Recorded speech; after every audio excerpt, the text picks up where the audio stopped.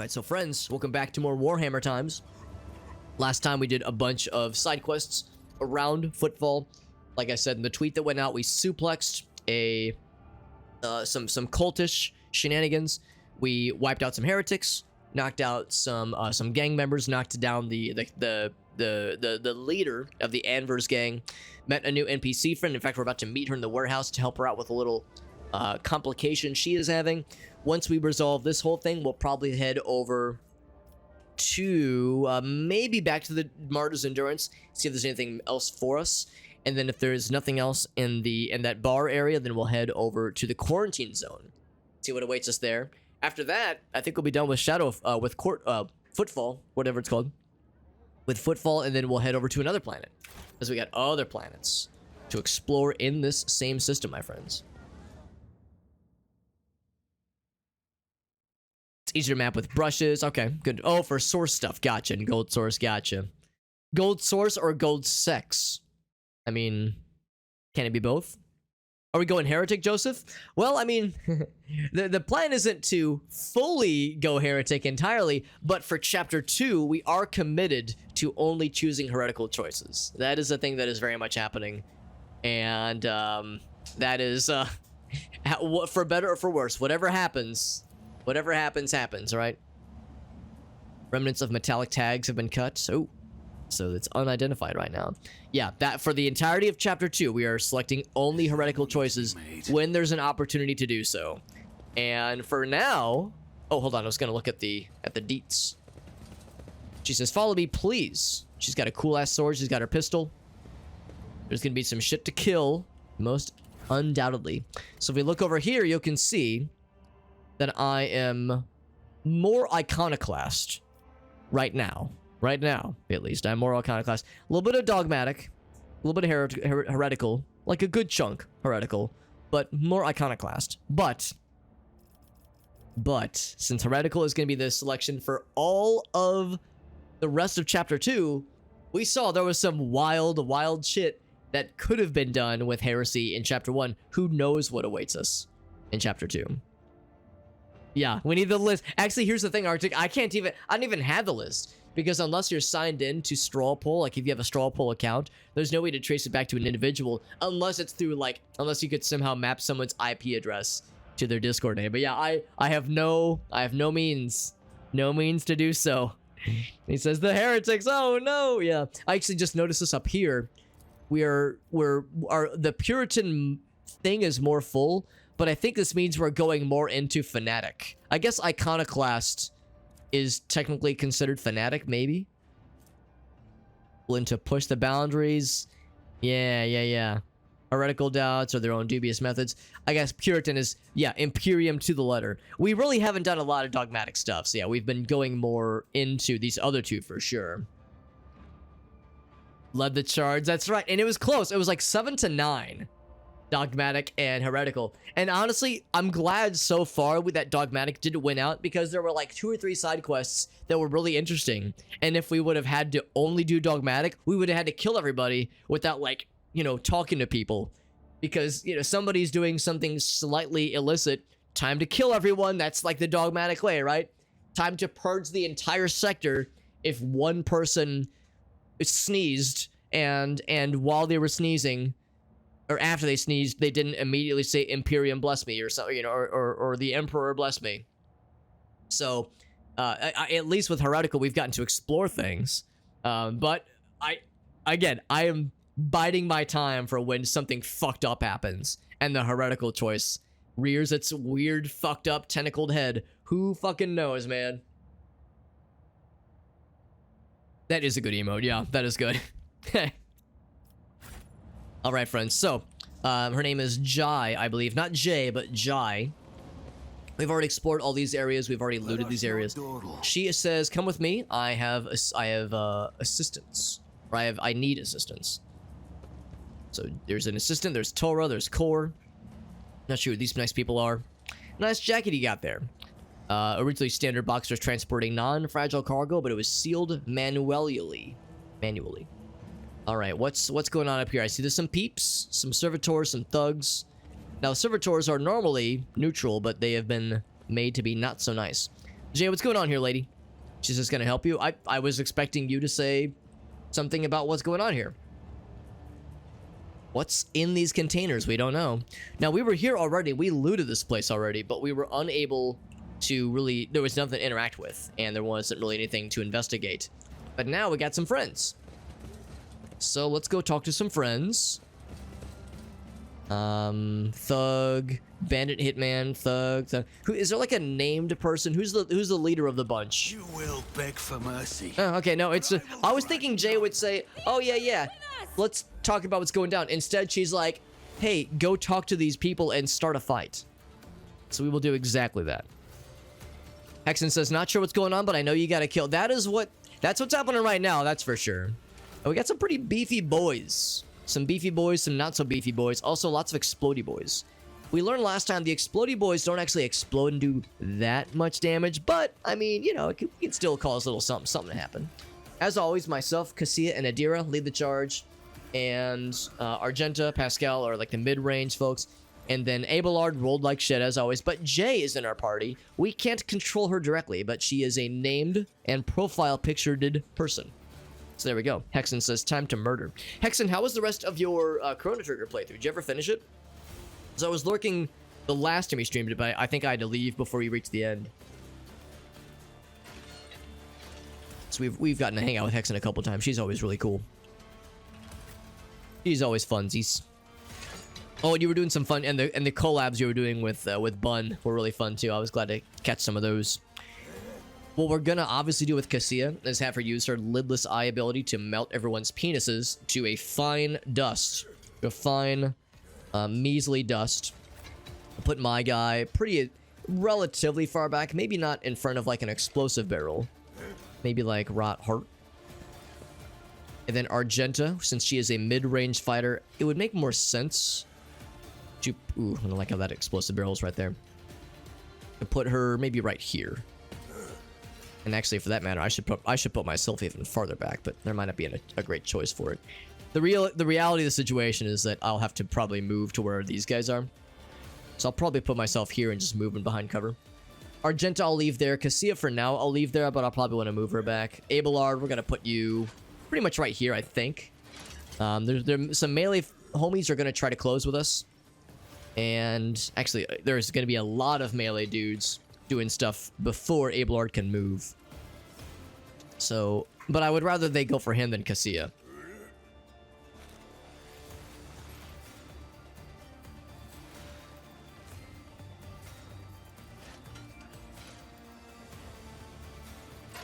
What was it? If you wrap a condom around your balls, not a drop of piss will leak out. Am I wrong? Am I wrong?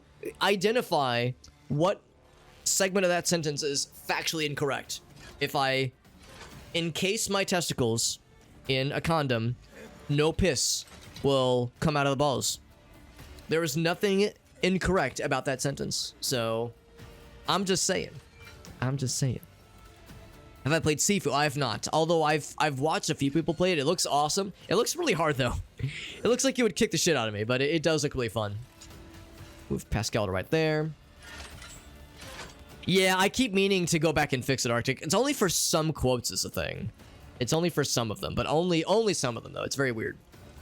So I'll put myself right there. Adira, probably put her... I'm still a little bit nervous about some of these explosive barrels. I think I just kind of have to like fucking, you know, just tank the fact that there's going to be some explosions happening sometimes. Or I could just put her... Oh, I can't put her there. She's out of range. Let me put her right here. For now, so that she can do some chain lightning activities. And then, so I'll move over here.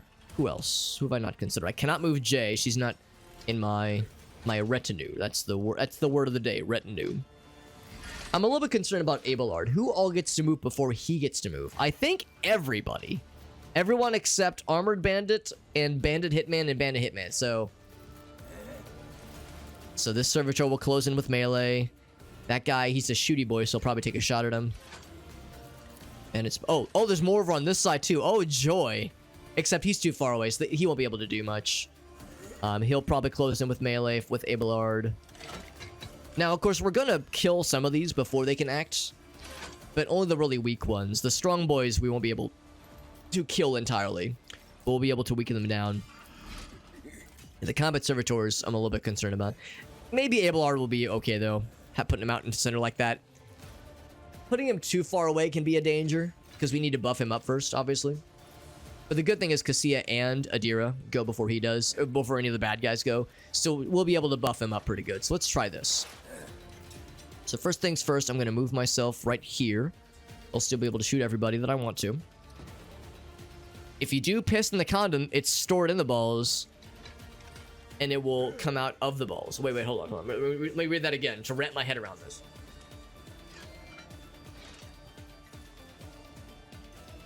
It will have come out of the balls. Oh, but it wouldn't have leaked out though, is what I'm saying. It wouldn't like leak out on the floor. I'm saying if you wrap your testicles in a condom, then piss won't come out of the condom. The idea is that like it's you're in case you spring a leak, everything's gonna be kept up nice and easy. Cause yeah, pee is stored in the balls, but pee doesn't come out of the balls. Space elves got yes. Yeah, that's a pretty good summary from what I know at least.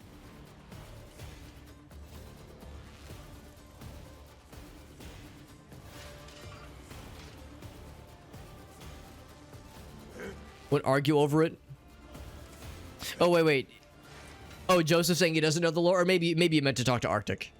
Maybe you meant to tag Arctic and saying he's got some of the summary details. If there's other things that you meant to identify, I'm going to let's think about this. Where are the bad guys going to attack Abelard? Because those guys. Kind of unfortunate. I can't like give it I can't really put him in the middle, so to speak. It's because like the way the square is kind of shaped. I'll probably put it right here for now. So that's the front line. And then I will identify the mid range. Probably these two for the mid range, or actually maybe Argenta, because she. Well, no, these are more in danger right now. So they're in the danger zone, and then I'll put myself. So it's a shame I can't make this horizontal. I just have to, yeah. I'd like to make it horizontal so I can get all three of these guys. You're both kind of not very, you're both like pretty weak. 18 HP is not much. I'll give it to this person. Oh, I can't give it to me and this person. That's so weird. It's weird how I can't rotate it, and it's weird how I can't select me and this person. It's like preordained segments on the map. Very strange. I'll put it right there though. Personally. Meerkat says, "Cum is stored in the prostate." Well, there you go. Thank you, Meerkat. It's good to see you, buddy. Nurses do the finger trick. I'm afraid to ask what the finger trick is referring to. I do not know what the finger trick entails. It's as good as done. And I'm concerned. I'm afraid. Oh, also, I need to start the multi-stream. I remembered after only being live for 30 minutes today, instead of being live for like an hour and 30, like I sometimes do. Where I realized, like, oh heck, there's things I was supposed to kick off. But I'm dicking it off tonight, boys and girls. By dicking, I mean kicking, but same thing. Potato, potato. Am I right?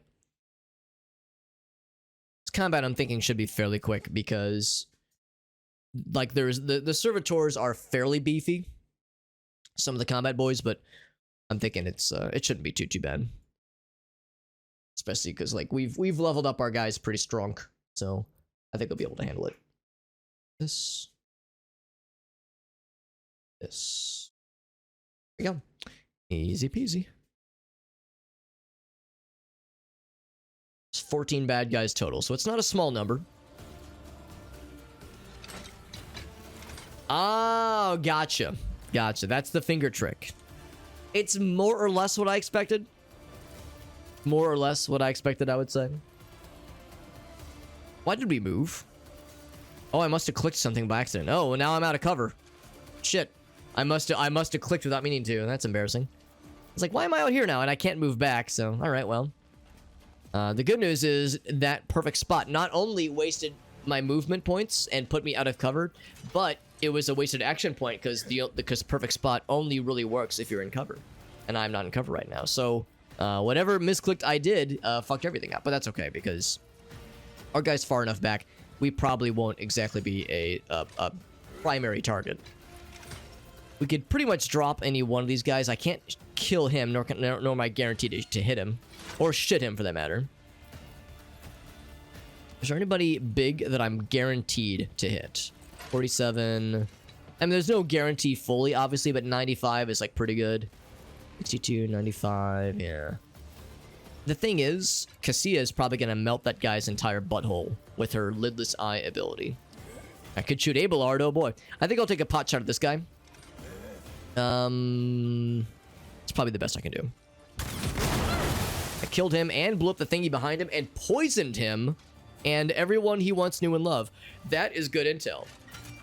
So the red fella is explosive, but I think the yellow fellas have some kind of not good juice in them. What about an argument for a quote author? I hadn't even thought about that. If there was like a way to like well, the way the quote system works is that it just saves a text string. There's not like a text string for the quote and then a text string for the author. We just kind of, you know, we just type it all in there. So right now, at least, the quote, the chatbot basically doesn't have like separate fields for these things. But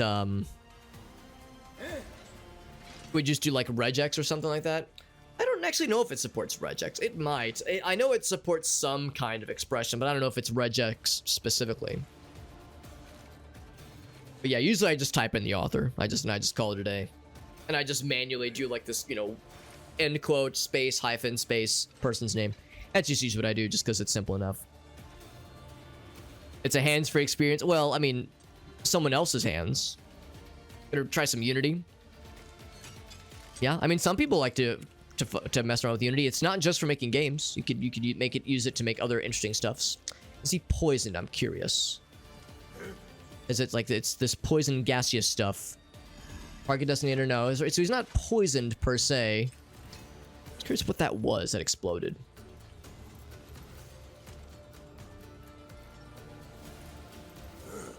I see like the end user could though.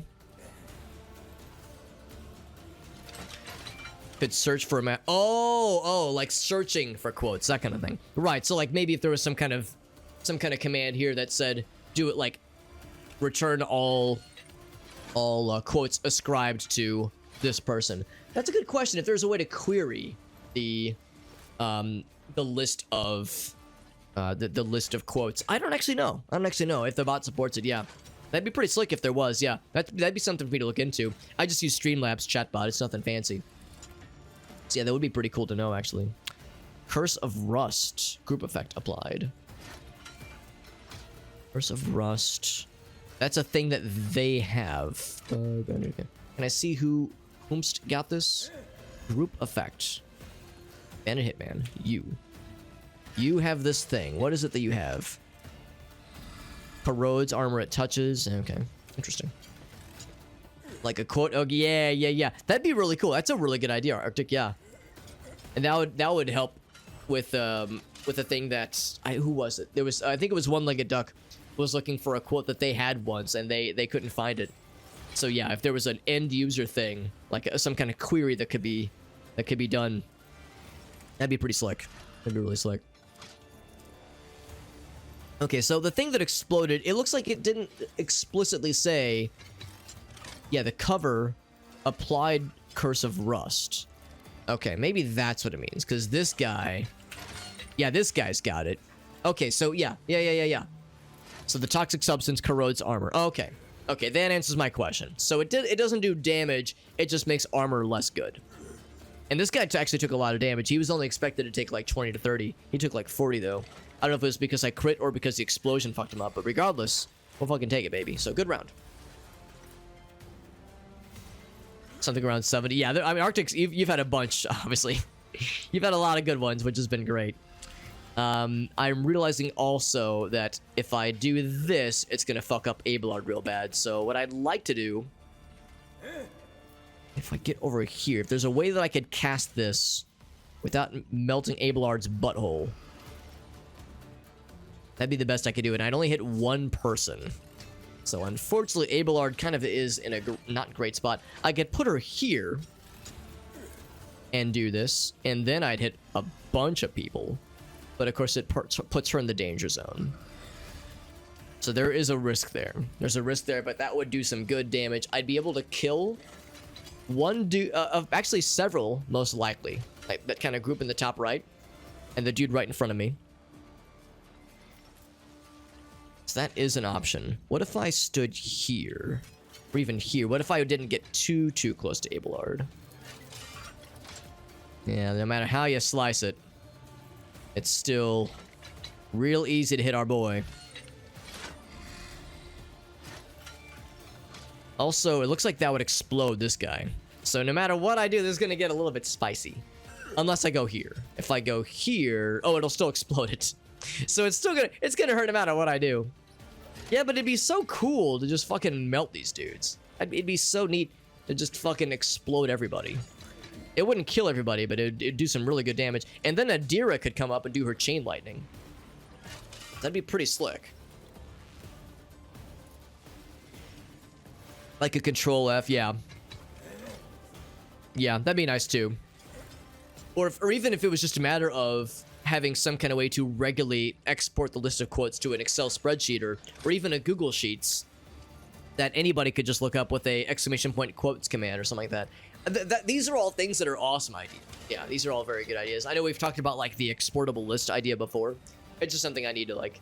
I haven't. I'll be honest. I haven't really had a lot. Really, I haven't done any real stream related activities other than streaming, except for getting VR stuff set up in like 6 months. I haven't. Because I have all these things I want to do. I want to work on emotes. I want to work more on like Morrowind randomizer mods. There's like a lot of stuff I want to work on, but yeah, it's been a long time since I've been able to like work on stuff, which is probably evident by the fact that like sometimes I won't get like I'll finish up work, and then I'll go up to like check on Gracie or whatnot, hang out with her for a bit, and then I won't get back to my desk until like until midnight in some cases, because I'm helping her with something or we.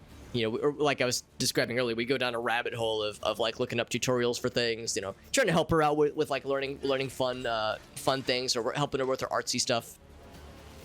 And then before you know it, it's like super late. So yeah, the unfortunate fact of the matter is I just need to like carve out more time to work on these things, because a lot of them just are a matter of what is something that I want to spend more time with, and there's a lot of stuff I want to spend time on for sure. Symlink the file to a Google Drive mount. So I know what Google Drive is. I don't know what Symlink is though. Because yeah, the first thing would be to see if there's a way to just export the list to something. If I could export it just to my own file that's on Google Drive or something like that. Actually, that'd probably be the easiest. I just have to regularly export it manually, unless there was a way to have it get automatically exported or something. It's like a shortcut, but hard. Okay, it's like a more, I guess, a permanent shortcut, I'm guessing. If I put her right here, would she be able to reach? Oh, that actually might be better. Is that considered cover? It's considered real good cover. Now, I didn't even realize that would be an option. That might be the right way to do this, because that way we can shoot a lot of bad guys. We don't blow the canister next to Abelard, which is pretty sick. And we hit just about everybody we wanted to. Angle it more that way, but then we do hit Abelard, and we hit some of the guys we couldn't hit earlier. That seems like the better choice. I'm gonna go for that one. Can I reach anybody else back there? No, it's still pretty good. Oops. I had to be very deliberate about where I click this, because this has screwed me over in the past, where it says I'm good, and then I click the button and it doesn't go. So I can't. There we go. From there, that's probably the best I could hope for. That square right there. Let's do it. Do it, Cassia. Big. Real big. So, we killed a few. We killed this guy. Killed one over here. We, of course, blew a couple more canisters. More rust. More rusty bullshit. Weakened a few of the guys over here. This guy's real sad. A lot of them are generally sad just in a in a general sense. Only a few of them have escaped the curse. Curses. Contains the contents of a file. Oh, wait, hold on. Like a file to a file system. Interesting. Yeah, I've never heard of this before. It's called Symbolic Link.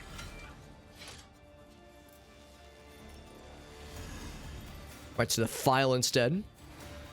Interesting. Yeah, I'm surprised. I've never heard of this, but it sounds pretty slick. Is that a Google Drive feature? Because I don't really use Google Drive all that often, admittedly. That was awesome. I could do this again, by the way. I could attack one more time because that didn't count as the... It wasn't like the only... She has some kind of thing where whenever she kills somebody with an attack like that, it doesn't... It for some reason doesn't count as her, like, towards her one attack. I could potentially kill that guy, or I could almost kill this guy, that servitor. And I think I'm more concerned about this fella here. Although it'd be nice to be able to tickle that fella in the back as well. Although, has he already been hit? He has, but only by an explosion. I don't think he's been lidless before. So let's go ahead and do this, and it explodes the canister back there. Beautiful. Now, it didn't explode the canister, actually, but it did fuck more things up.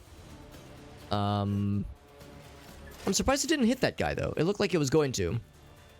No, that's okay. Sometimes it seems like it misfires. Still good round. Still a really good round.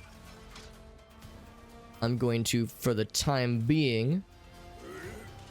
See, look at that. I can give it to both of them. But I can't give it to all three of us. It's so weird. Oh, well, that's fine. Good turn. It's a Windows thing. Interesting, yeah. It sounds awesome. I'm over here like, damn, why haven't I heard of this sooner? It sounds amazing. I think I'm going to put Adira right here, because that is better cover. What is this foreboding? I'm going to power up Abelard. Oh, I probably should have powered up Abelard as Cassia, but I was having too much fun nuking things, and honestly, I regret nothing. So it was worth it. I want to make sure I leave 2 action points for Chain Lightning. Although it might not be as exciting now. There's not as much stuff clustered up right now. I could also make him... None of those things would really help with melee combat. Those are only things really for spellcasting or other, like, rogue shenanigans. I don't know if there's a lot of that in this group. Seems like it's mostly just melee and shooting. Go ahead and switch to Chain Lightning real quick. Alright, let's look at who we could potentially zappy zap. I could zappy zap these guys. It wouldn't kill anybody. Unless we critted. It could maybe kill this guy. Can't get any of those. Oh, wait, I can get you. It would only hit these two. It would kill him for sure and hurt the guy next to him. I think I'd be more interested in zapping these 3. Oh, wait, I can't reach him. Never mind. Yeah. Okay, shit. Yeah. I don't have line of sight on him. I'm surprised I do have line of sight on you. That's a little bit strange. And of course I don't for these guys. They're too far away. Alright, so we'll do that then. I will identify you as my prey. There we go. And then I will do the Chain Lightning and zap you entirely in the butt. And there's an interesting thing that sometimes happens that I guess I forgot about, where in our case we weren't targeting him, but the vector from Adira, even from right here to that guy, he was in the crossfire. So I think that's why it hit him. Even though he was not targetable, it still got his ass. Also, it said fire damage. That's interesting. I thought it'd be all shock damage. Oh, maybe was there a... No, a cover thing didn't explode. I don't know why. I don't know why I did fire damage, but I'll take it. We have one thing left. I could blind somebody, or I could still give... the buff thingy to Abelard. I think I will instead... Anybody I can analyze from afar. I guess I could analyze you. Would that really be worth it? Or would it be better to blind someone? Now we already built up a bit of veil degradation. Let's go for this one. Okay. Good round for Adira. And then the bad guys start to move. My guy parries easily. So maybe they do take a little bit of damage then. Yeah, the Curse of Rust maybe or something. Something did a little bit of damage. There's a grenade. Ooh, we are clustered up real good. Yep. Stun grenade. That's unfortunate. Ooh, we're all stunned for a bit. That's not great, but that's okay. We got enough homies helping us out. Oh, thanks for doing that. Thanks for blowing that thing up. So now we all have the shitty curse thing. That's annoying.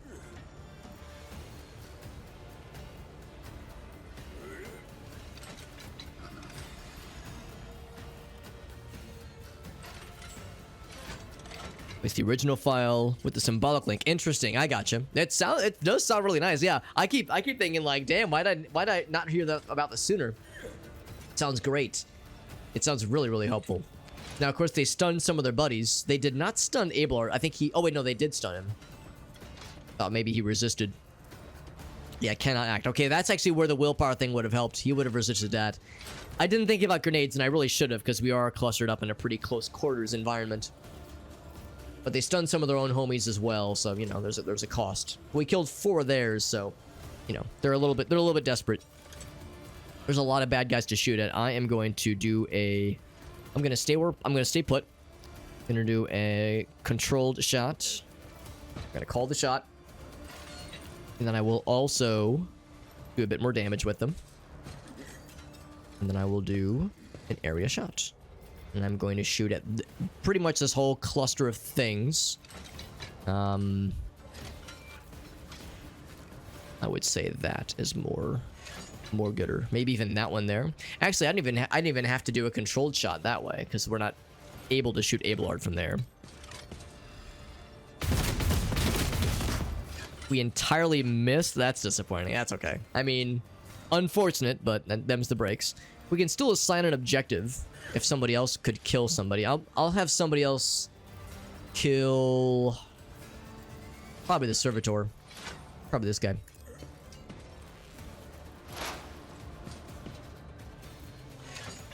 Yeah. That sounds nice, Arctic, yeah. No environment variables, yeah.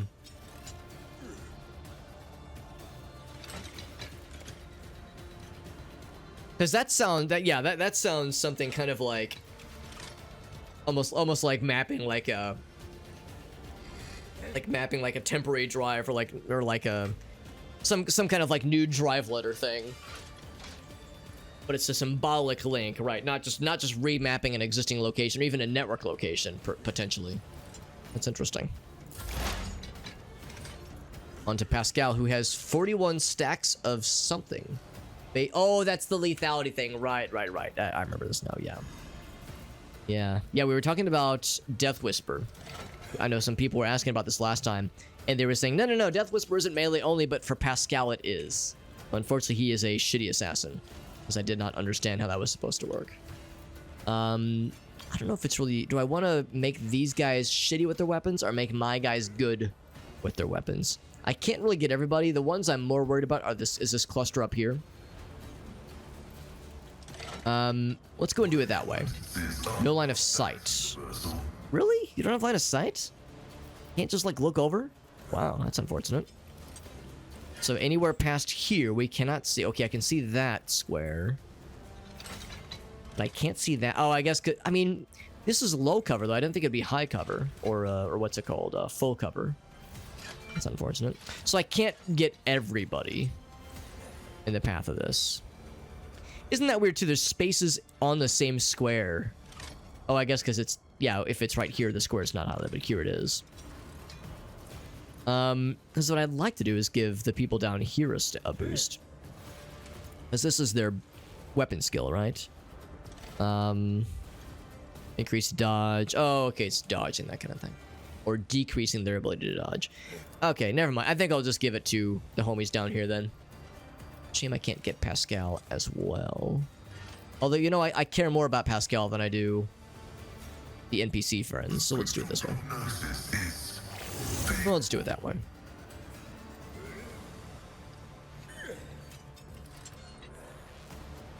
Interesting, yeah. No, maybe this is a thing that's been around for a while and I've heard of it and I just never knew what it was called. It sounds pretty slick though. I'm really impressed. Sounds like it'd be really useful. Take a shot. I could go ahead and drop this guy. I don't know if he is stunned actually, so it probably wouldn't be a shabby idea. Could do quite a bit of damage if I can hit, that is. Oh, I actually can't. I can't shoot this guy? I guess I gotta move here to be able to shoot, but then I'd get the curse. Unless I'm already cursed. I am not. Yeah, that's exactly why. It's this hard cover. That explains why we couldn't reach anybody earlier. So yeah, I can't hit him. I have a chance to hit him. Chance to hit him. Those are the only two I can shoot, actually. Unless I move out of cover. Or I could move right here. I moved right there. Then I could pop him. I could pop any of these guys, too. And once you pop, you just can't stop. I think let's do that. Let me make sure I don't move through that shitty space, though. Can I move here? So if I move there... Okay, I have to take the most optimal path, then. What about here? Won't be able to shoot him from there either, because of this hard angle. I think this space is not diddled with the poison. So I think that would be a safe one. Well, it's hard to tell. Does it give me the preview? I know it tells you with damage, but like with environmental effects. And right there, I'd still be able to hit, but I still have to go through that space. Actually, no, maybe I wouldn't. Maybe I wouldn't. Let's go right there. That's probably okay. We didn't take the armor draining curse. I don't have as great of a shot on this guy. It'd be nice to just drop him, though. We dropped him, and there was an explosion that did hurt Abelard, but still. We popped him.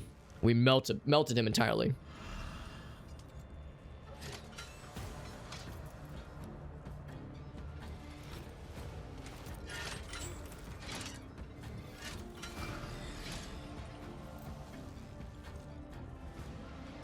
So with config files, okay. Let me read this. Yeah, I have to read it a few times to make sure I'm getting the gist.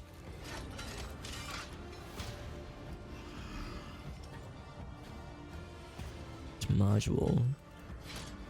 Interesting. Okay. Yeah, I mean it sounds nice. No, it's something I would have never considered before, but it sounds pretty slick.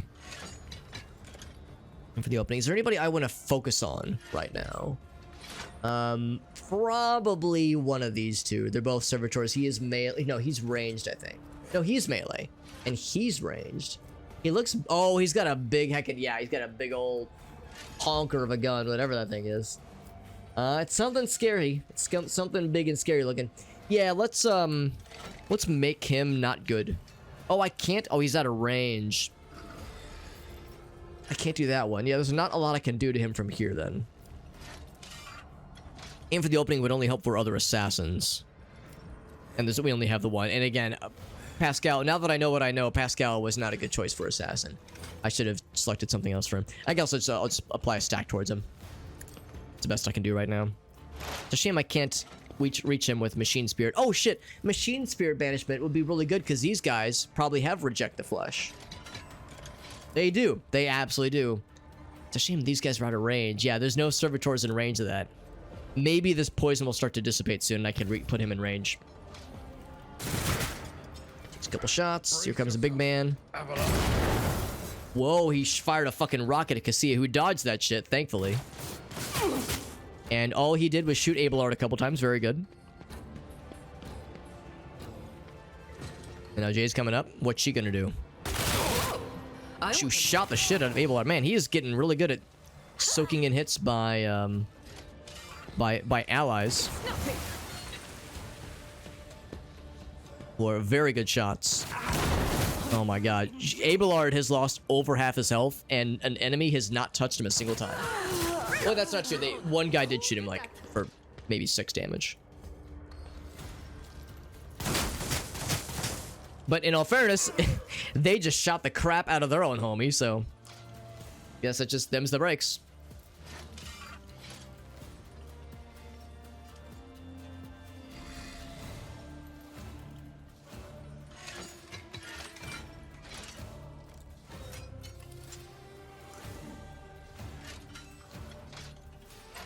Storing a thing in its own directory somewhere else. Yeah. Well, it all kind of comes back to if there is some kind of way that I could either in an automated sense or Or I guess just every so often, whatever I think, to manually export the file, or this list to some kind of file, whether it be stored as a Google Drive or something, Google Drive file or something. It has to go somewhere. Do a 5-foot step, put myself right here. And I just, like I said, I just need to spend some time to kind of get that sorted out. There's a lot of stuff like that that I really want to work on and just spend time on, but between I just need to do a better job of like carving out time for things that I want to do, things that I want to spend time with. Go ahead and keep that where that is. You know, hobby things, obviously, things that are adjacent to streaming. Of course, there's been a number of days where I've had to cancel streams, that kind of thing, just because time gets a little bit short. So I'm hoping that I'll be able to kind of have a more regular schedule, hopefully fairly soon. But it seems like lately a lot of things just keep coming up where there's something that needs my attention. I mean, between just kind of general life stuff, and also, you know, one of my buds he had to go to the hospital for a couple days. I was you know, offering rides to people and offering, you know, what little assistance I could provide with that situation too. So just once things kind of calm down, there's a lot I definitely want to focus on for sure, Z's. Got the users folder in a separate disk. On a separate spinning disk. Oh, not a solid state. I got you. Yes. Yeah. Solid states were expensive. I mean, they're still expensive, obviously. Well, more expensive than hard disks. But yeah, it's much better than it used to be, and they are indispensable. They're pretty sweet. It's kind of to the point now where it's. I mean, I guess if you just need an absolute shit ton of memory or storage, rather, it's kind of hard to find a use case for hard disk drives instead of SSDs, because they're not that much more expensive, and you get a lot of storage capacity now, at least. I want to focus that guy. I think he's gonna be the one. 30 to 43. What about this one? Same damage, but much less accuracy. So this is the right call. Yeah, that guy's got a rocket launcher, and I would rather him not have it. Wasn't even enough for it. Yeah. 64 gigabytes is nice for like a, you know, well, let's see. I guess it would depend on how long ago this was, like, you know, the year time frame. But if we're saying 10, maybe 15 years ago, you know, it's for a good number of games, obviously. But yeah, operating system.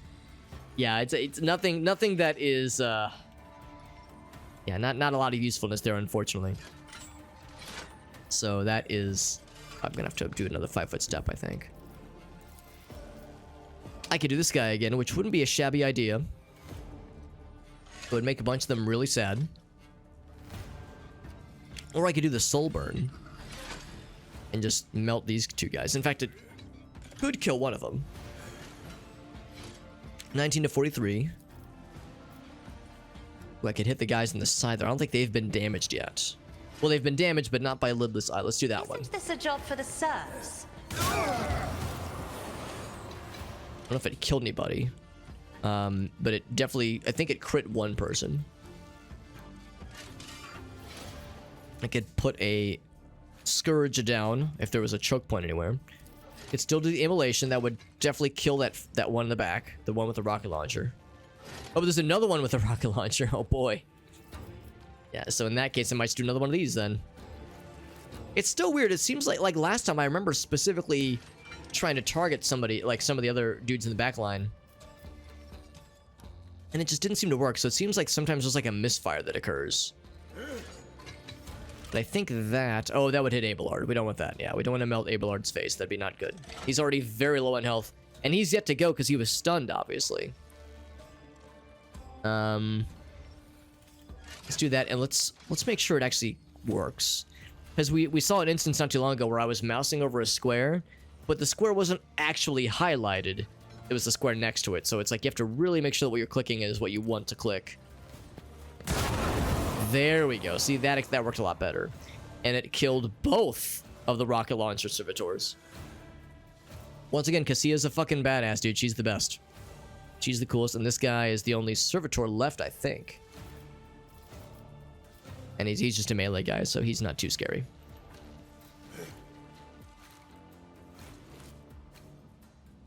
2012? Yeah, exactly. Yeah, back in those days, 64 was all right. It was pretty good.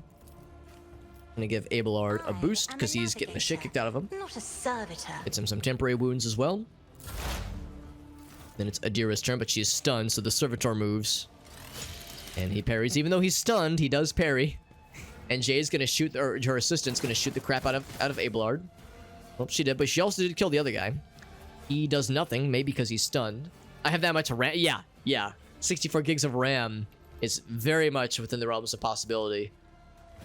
Imagine time traveling to 2012 you and telling you of then the amount that is in this SSD is how much RAM I will have in the year 2024. Shit is pretty bazonkers. If I fire this way, yes, I would need to do a called shot because I don't want to shoot Jay. I'll call it. I'll pretty much do the same thing I did earlier. It's a shame that she missed every shot, but we are pretty far away, so I guess it's not terribly surprising. Alright, so we will fire in this general direction. We're gonna hit somebody. So we'd hit that guy, but we at least shot that guy a couple times. Oh, I could have still assigned somebody. Pascal. I think this is safe. I think it's outside the realm of the poison. Do this. So we're still in the safety zone. Yeah, there's no servitors left, I don't think. Oh wait, no, there's one that moved. Oh, but he got melted. That's right. Okay, so yeah, I never got to use the servitor thing. That's a shame. I forgot that this thing does extra damage for cyborg characters. But yeah, by the time I realized it, I think we were too far away though. I think we were out of range. Wasn't gonna happen anyway. I could apply a stack towards somebody. Yes, you. Sure. Might as well. Death Whisper does nothing for us, unfortunately. I wanted to aim for the opening. I guess so. It would make more sense. He's already got a couple opening spots, and I'm gonna shoot him where he's at anyway. Just finish him. 38 damage, my god. And then I guess I will still use this to make somebody really shitty. Can't use it on you. You're too far away. I'll use it on you. And so he's got a thing that makes his weapon really shitty. Anything else? Precise attack, I guess. I don't know.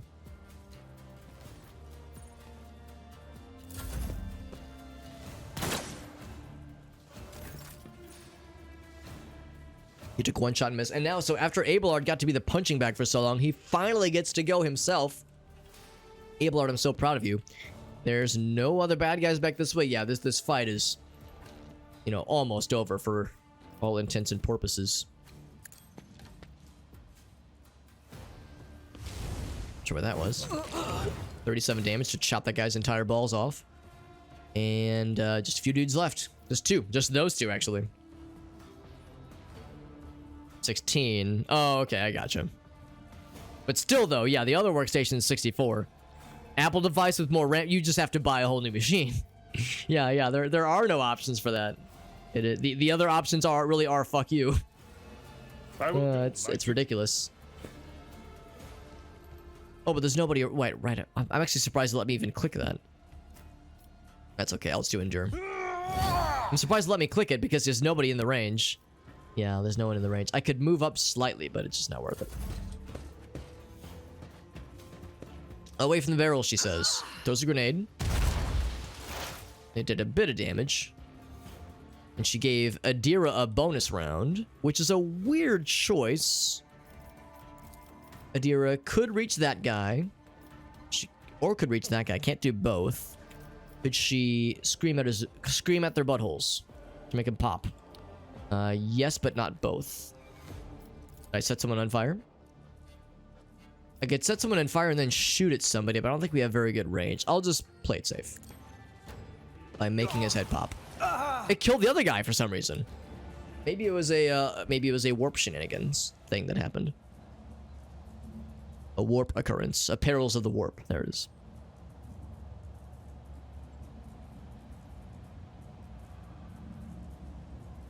It's several $100s for each step. Yeah, I would assume 64 gigabytes for a Mac computer would be I don't even. I mean, is that even allowed? Well, do they even make that?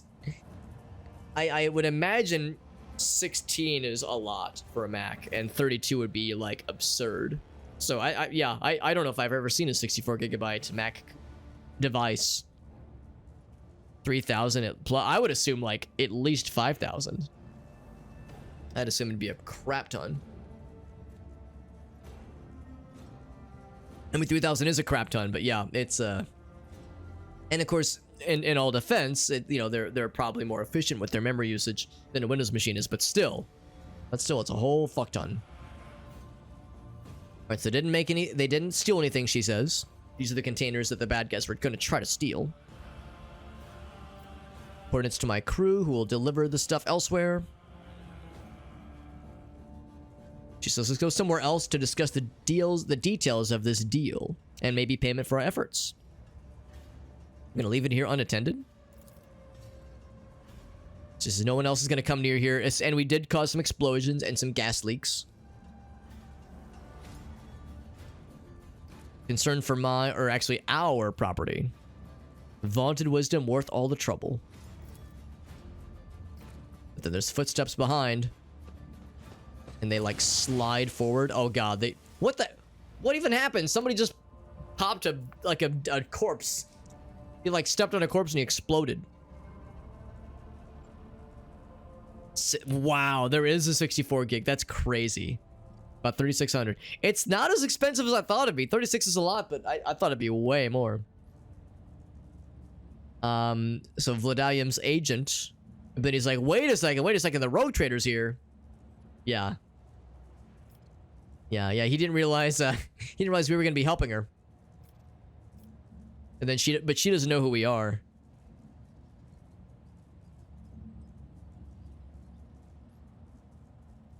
Remove from criminal circulation a shipment of banned goods. Xeno heresy.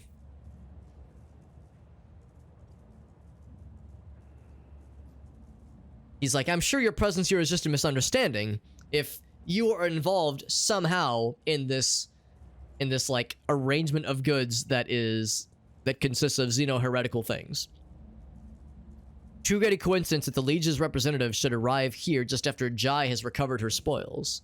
The guards reported the problems about the shipment over the Vox to the Legion's personal agent. Okay. He knew about the shipment ahead of time and wanted to take it for himself and get rid of Jai at least ahead of time.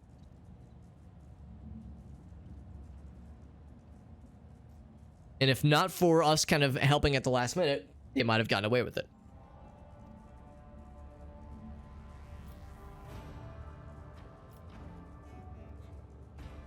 This belongs to us. I'll say it that way. I'll say this belongs to us. We'll play that card.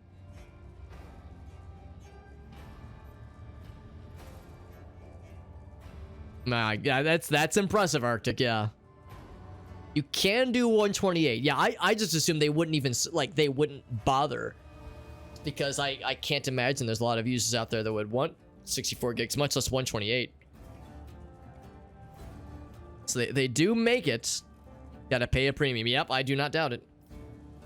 He says, sorry, this is just a misunderstanding. So he wanted the goods all for himself. Almost stepped on the toes of us. One of the most powerful people on the Expanse, which is us. She said, he and I had our difficulties. Never thought he'd want to clean me out like this, though. At least not so soon. Had it not been for us, then yeah, Jai and her crew would have been in a tough spot. And she says, yes, there are, heretical artifacts, which is not good. He says, yeah, that's an issue for commoners, but I'm no commoner.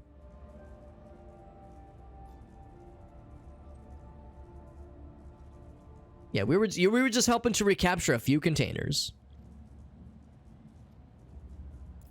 Surely this little misunderstanding won't affect anything, right?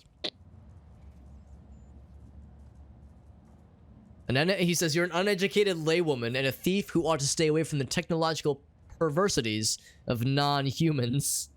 She says, excuse you, uneducated.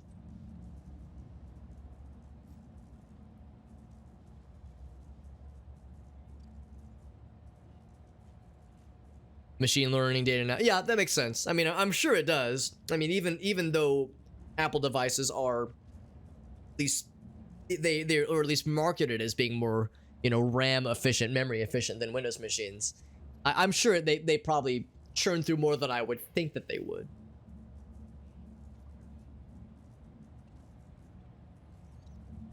Certified Unix, interesting. Okay, I guess I don't really know much of what that entails, other than it's probably extra efficient.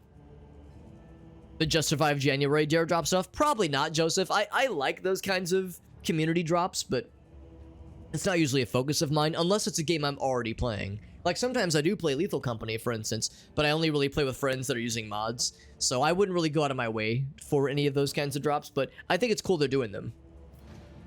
Especially since a lot of them, well, for all of them, you don't need a viewer requirement. You can just join in. Just easy peasy. There's no like limitations to being able to participate. You just have to own the games ahead of time, obviously. She says, I've held things in my hands only that others can only dream of in your oil-soaked data fantasies. Oil-soaked data fantasies. That's a robot wet dream for anybody curious. She says, tell me about your business, or I could ask her to tell me about the business.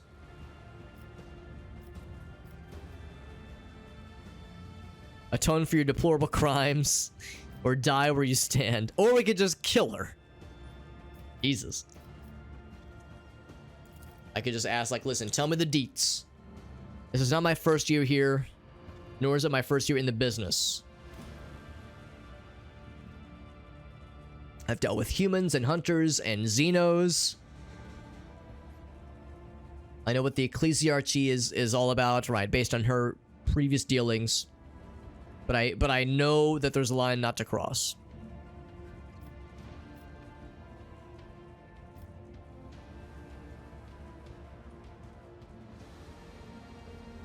Unbeknownst to the person walking closest to them, words are full of heresy. Yeah. There's no harm to oneself or the Imperium. Oh, let's go with that one, yeah. We think alike. There you go. Yeah, we could have her join us. Let's have her join us. Says, yes, let's make it happen. Abelard says, whoa, whoa, whoa. I don't know if you want to have this lady join us, man. You soiled the Von Valancius name, the dynasty name, by bringing her in. You know what who she used to work with? Unsavory rumors? I have no fear. A strange circle you're forming around yourself. Yeah, I mean, we have a weird gang of weirdos and misfits, so wouldn't have it any other way.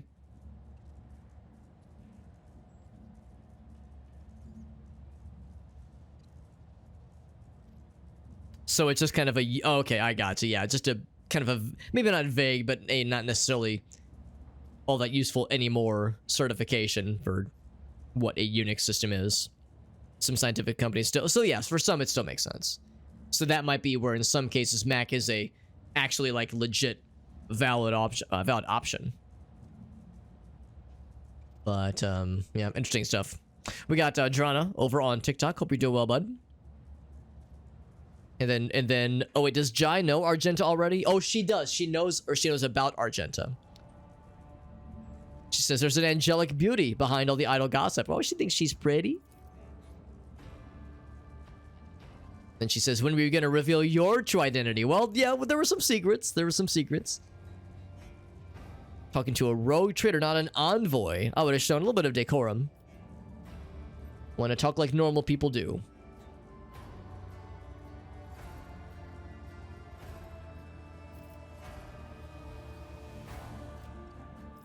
Yeah, let's go with that one, yes. She says, that's so human. Aww. She says, I will join. And also we got some profit factor because we, of course, regained rightful ownership over some of her goods that she had.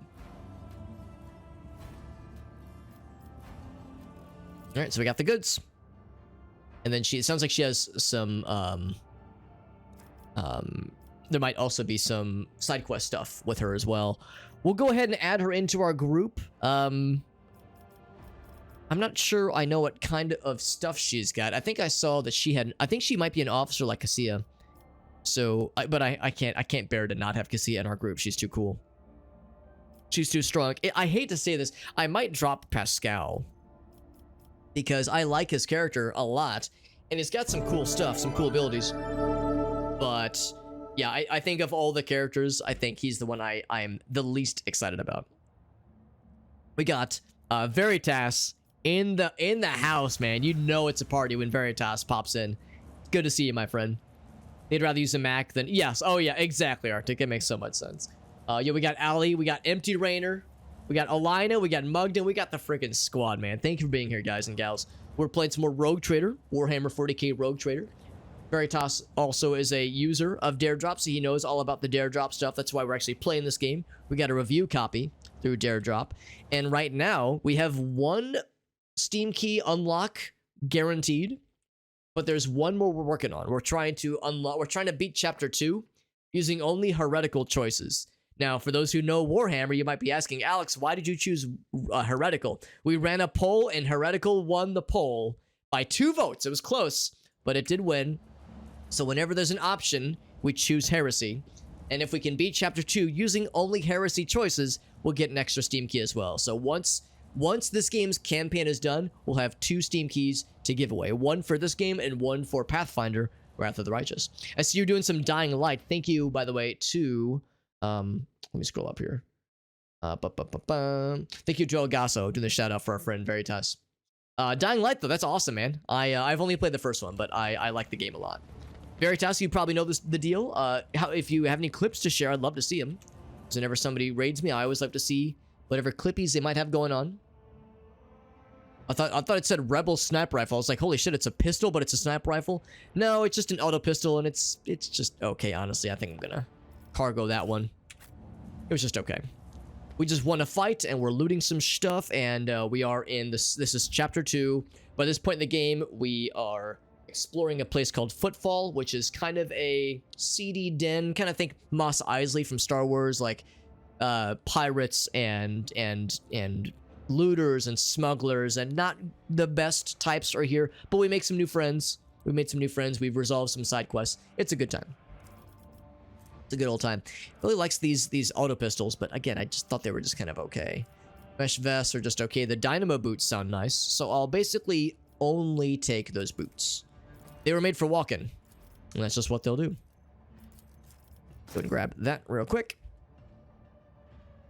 Yeah, too late on the yeah, the game is very good. The game is extremely long. I've got like 50, maybe 60 hours in this game, and we're only in Chapter 2. I looked it up. There's 5 chapters, so we haven't beaten Chapter 2 yet. We're still kind of in like the first third of it, I think. So there's a lot here. The game is very good, and of course it's a CRPG, not unlike Baldur's Gate, not unlike Icewind Dale, the original Fallout games, that kind of thing. It's really good. It's really good. It's quite dense because if you're like me, if you're not familiar with Warhammer, it's a lot. There's a lot of lore. There's a lot of lore drops. The combat systems are kind of complicated. Leveling, which is the thing we need to do with this character. We just got this character unlocked. Leveling can take a while because there's a lot of skills to read. It's a very good game, but it's dense. It's very dense. That's awesome. It's pretty good, Veritas. Because that's what I was nervous, because originally I was worried because like she wanted to get into it, and then by her own admission, she's like, my patience can only take me so far. And when I think of Blender, I think of how it was like 10 years ago when it was much less user-friendly. And that was my concern. I was like, honestly, it used to be really rough to use. I don't know how it is nowadays. It could still be kind of not great or kind of not user-friendly.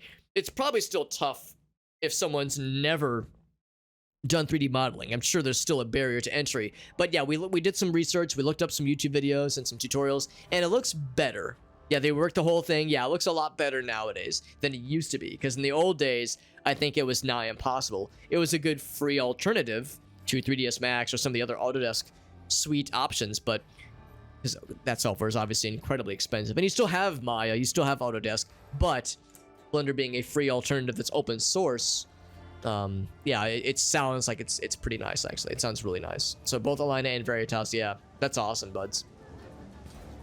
That's really good. Yeah, you still need some 3D basics, yeah, and she does not have that right now, at least, but I figured doing some tutorials and just seeing what's out there, she'll She'll play around with it and see what kind of trouble she can get herself into. Yeah, that's the thing. I always assumed Maya and Autodesk and all these other applications, Cinema 4D, I just assumed, well, they're expensive because they're easier to use. But yeah, we looked up some stuff about Maya, and it looks impossible. That shit looks straight up scary. So that was one where I was like, all right, you know, maybe this is the...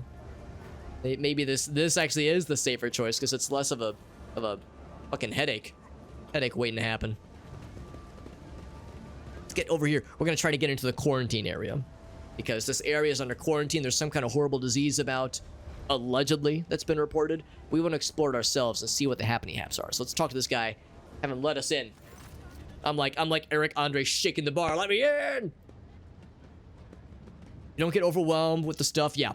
I mean, it's a lot, but I figure, you know, you start with tutorials, you start with like a narrow focus, and then eventually you get more tools in the tool belt. You kind of broaden the horizons a little bit. If you sit down with Blender with no prior experience and you say, I want to make a Marvel movie tier animation and not start with the donut, then you're gonna have a bad time. You want to start small and kind of build up to it. Yeah, better for... Oh, that's interesting, Arctic. See, I always assumed that GIMP was that Blender was analogous to GIMP. That, you know, GIMP is to Photoshop what Blender is to 3ds Max or Autodesk. I always assumed that Blender was like GIMP insofar as it was powerful but hard to use. But yeah, it sounds like it's much better, which is really, really nice. Yeah, they're expensive. It's studio level, right? Not for individual users, but for like industry standards. Yeah. Have a good night, Joseph. Start small. That's right. Well, and as you know, Veritas, as a small person, I'm all about being small. I live being small. Yeah, Blender to Maya.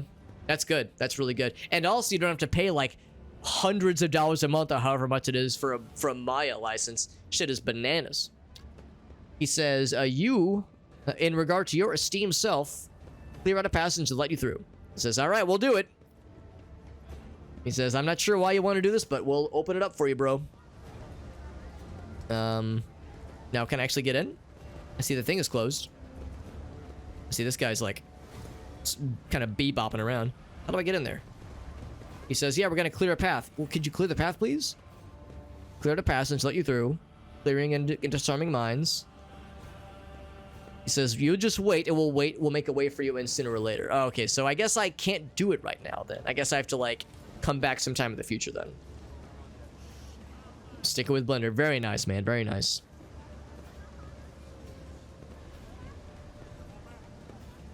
You want to go on instead of having to... Right, yeah. It's like you want some results. I mean, that's actually the kind of the fun thing I always thought about 3D modeling. I did a little bit of computer graphics programming in college, that kind of thing.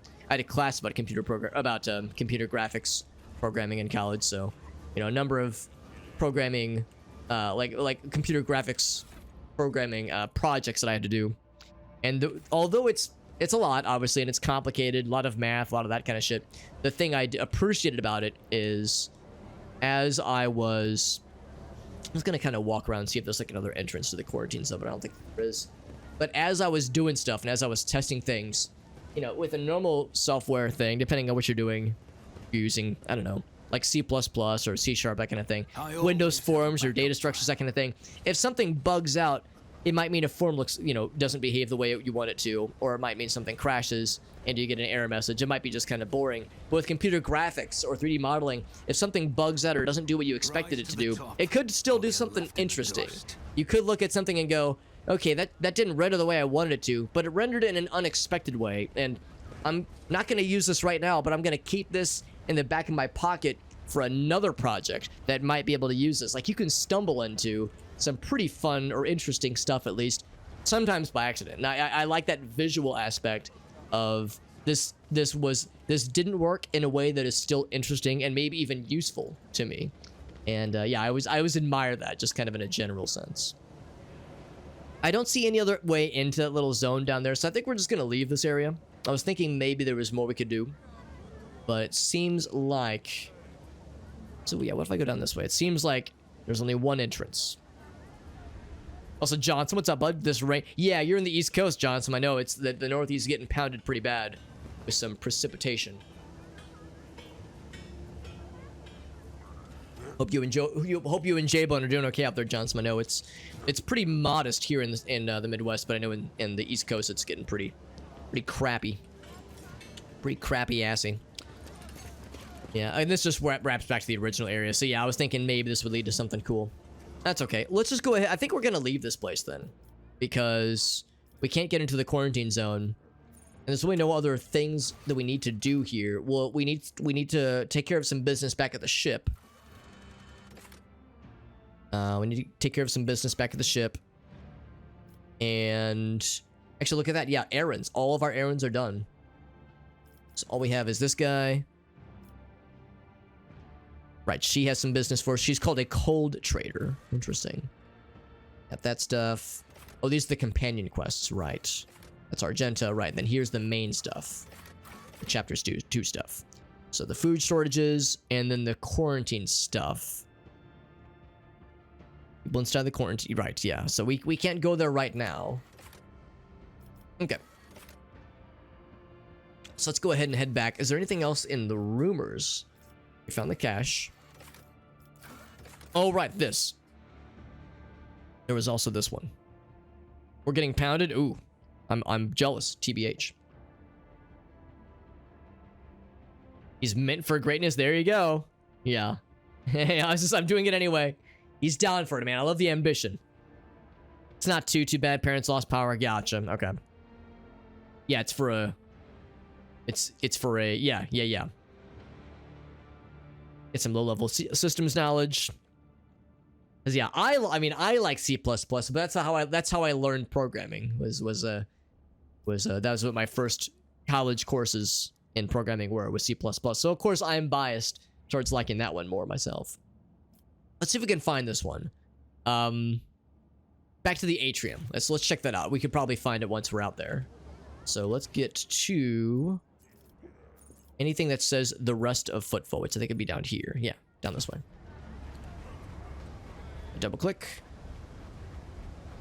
It'll start moving over.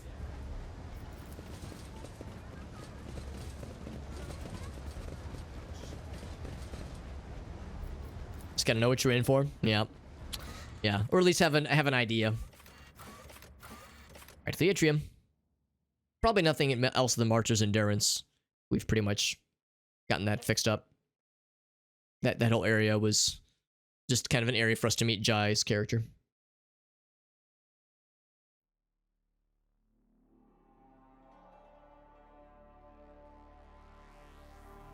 There's apparently a cache of goods somewhere in this atrium area. If we can find it. Part of what was going to be the great cathedral area before that project got abandoned. As there was originally plans for greatness for this area that after some point got abandoned because actually I guess I don't know why. I know the main rogue trader guy that heralded this place being built died pretty early into its construction. It was probably just mismanaged from then on out. So it's probably somewhere in the main zone, right? Let me check this thing.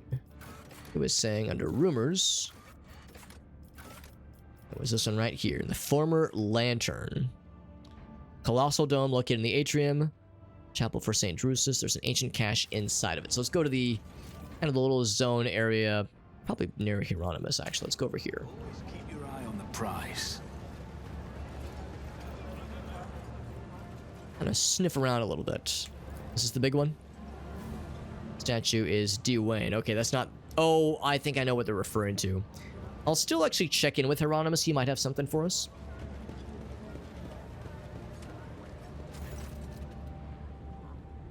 Discord bot. Yeah, I know you're saying that was like the main thing. Halfway jelly. What's the other half? Is it peanut butter? The cultist den. Oh, right. We were going to tell him we did the thing. And we got some experience and more reputation with the Drusians. They're suffering commensurate with their deeds of evil. Let's see if we can do some profiteering with these folks. If I can rank up, we get another elite chainsword and a cloak. And if we rank up to 2, we get a cool staff, which looks like a big old hammer. A hammer for war, maybe. So we have maybe some reason to try to do some tradey boys. Tradey things. Holy gifts and jewelry are his 2 faves. Holy gifts. Holy gifts or jewelry. I'm looking. He also wants miscellaneous and fuel and the usual stuff you'd expect. Does have some, we do have some ship components. There's a holy gift right there. There we go. And then we'll give him some melee weapons and some armor. Just the usual stuff. Provisions, fuel. There's some jewelry right there, baby. Right there. 300 is pretty good. We'll do provisions, armor kit, uniform kit. Do armor kit. Bam. Takes quite a lot to get to rank 2 though. God dang. Or rank 1 even. Group fighting bots. Yeah, I imagine back in the day it was probably not so easy. Probably a process trying to manually seek out groups. Sounds like a pain in the ass, but those were the days, right? It was a simpler time. We're trying to click it sometimes. It's really finicky about where you can click. Do some miscellaneous, do some melee weaponry. I want to get it up to 5,000. Where does this put us? Trade. We're getting there.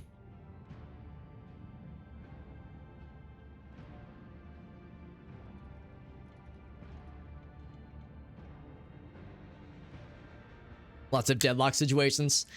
That sounds like a lot. That sounds like a lot. Yeah, that's something I wouldn't be attempting for a first project, but whomst am I to tell you how to do it, right? Much more armor kits, do some melee weaponry. Gonna hold off on ship components because that might be better for other folks. And we still have a lot of things that we're just kind of hanging on to. So I just need, what is that, 700? I'm gonna end up in 52, 5230. Probably 800 to call it, to to play it safe. I don't have any more holy gifts or jewelry, so far as I can tell. Provisions are only 100. So we'll give some provisions. Why the hell not? And some miscellaneous. Also, why the hell not? It's just a 300. Bam, bam. 600. So we just need 2 more. Bam, bam. It's with that. Leveled up to level 1. Get that cool cloak. They gain +5 to all things. Neat. I'll take it. And then another elite chainsword.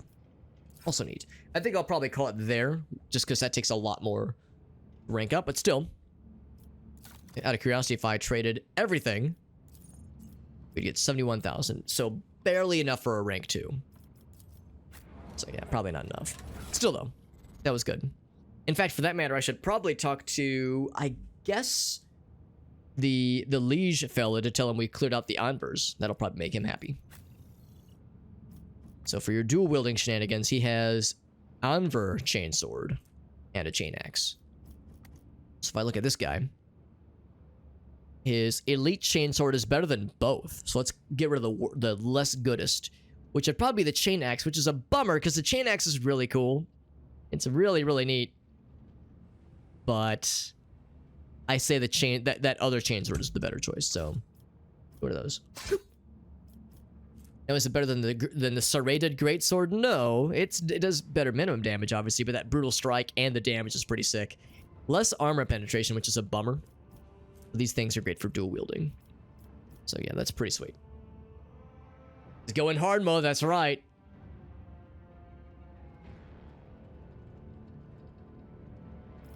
And then for this one, I think this is what I have on... Do I have it on my guy? What's my guy have?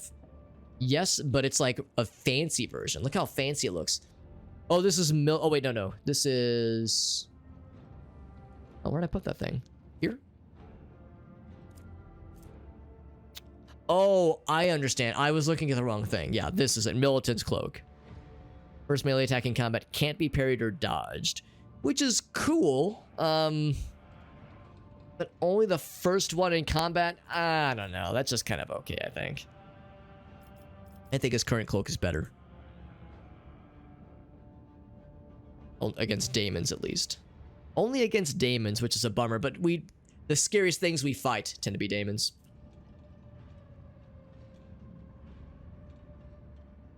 Running tests as you go, which is a good way to do it versus waiting until the end. Movement points. Let's do this one instead for this guy. Just have more movement points, whereas this one has like a chance Deals damage to enemy. They have a chance to gain movement. That's less exciting. This one is like guaranteed. Guaranteed. In fact, I might just well, hold on. Is there anybody that doesn't have boots? I guess she doesn't have any, so I guess I can give them to her. So she has something. Unless there was a better choice I was kind of sitting on. Because, yeah, I guess we haven't equipped her with anything. She has a really cool one-handed sword. That sword's amazing, actually. Holy shit. But it is Aldari, and I don't think Abelard would want to use it. It's pretty sick, though. Can I see what it looks like? Looks like a chain. Oh, it is a chain sword. Oh, how about that? That's pretty sick. I'm kind of curious. Abelard, would you have means of using this? He refuses. Now he refuses. It is Xeno weaponry. I don't want to fuck with it. That's sick. And I guess she has dual wielding. Oh, could she use this? Oh, not enough strength. Darn it. All right. Yes, we are all set. And all right, we did some dealings with Hieronymus. I think I should also check in with the Liege's palace, because yeah, we took care of some business on his behest, and he might have a reward for us. Maybe. In fact, I guess I should have thought about that with other quest things, like check in with the person that gave us that quest and see if there was if there's some kind of reward in it for us. I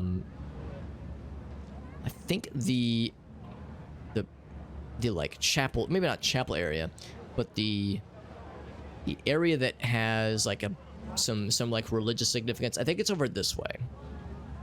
Over this way. See, I'm looking for anything. Oh wait, hold on. Before I do that, was there something back this way? So now we already inspected this statue, and this statue is nothing for us. Let's go back this way. Looking to see if there's a hidden cache anywhere. Supposedly in what was supposed to be the dome area. Oh, here's an Anvers thug, by the way. Yeah, so in fact, there's several Anvers thugs. I wonder if there's going to be an event here. Limper Mikey. Who's this person? Oh, there's an event transpiring. Oh, he kills this motherfucker. Oh, damn.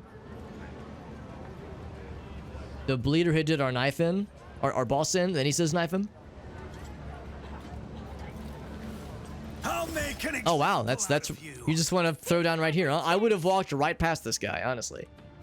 I just happened to notice, like, wait, Anver thugs, we like killed all you guys. Well, obviously not all of them. They killed the shopkeeper. So Limper Mikey, why do they call you Limper? I see he's got a chain axe. Those are pretty strong.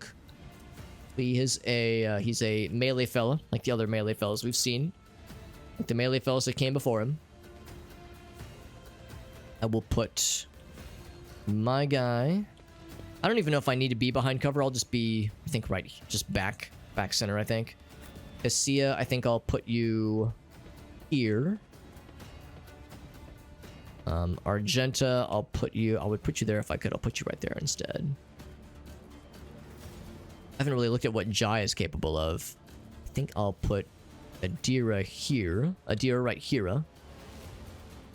Be able to melt these guys down pretty well. In fact, I think, yeah, in fact, myself and Cassia and, okay, Adira doesn't actually go until a few guys go. So that guy goes, he is, I think, melee. He looks melee. Yeah, he's got an axe.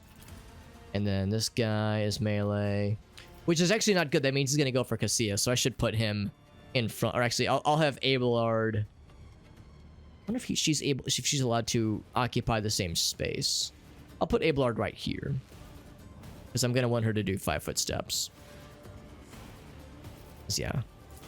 Well, actually, no. Maybe I could just do that. Maybe I could just prioritize killing this guy, because Cassia will have 2 turns to go. And then if she is unable to kill this guy, I'll have Jay. I'll have that be her responsibility, because I want to make sure this guy doesn't go close in with melee. Although she has a lot of HP. 63 is pretty generous, way more than anybody else around her. So she could probably handle it. So I'll just put Abelard right there, I think.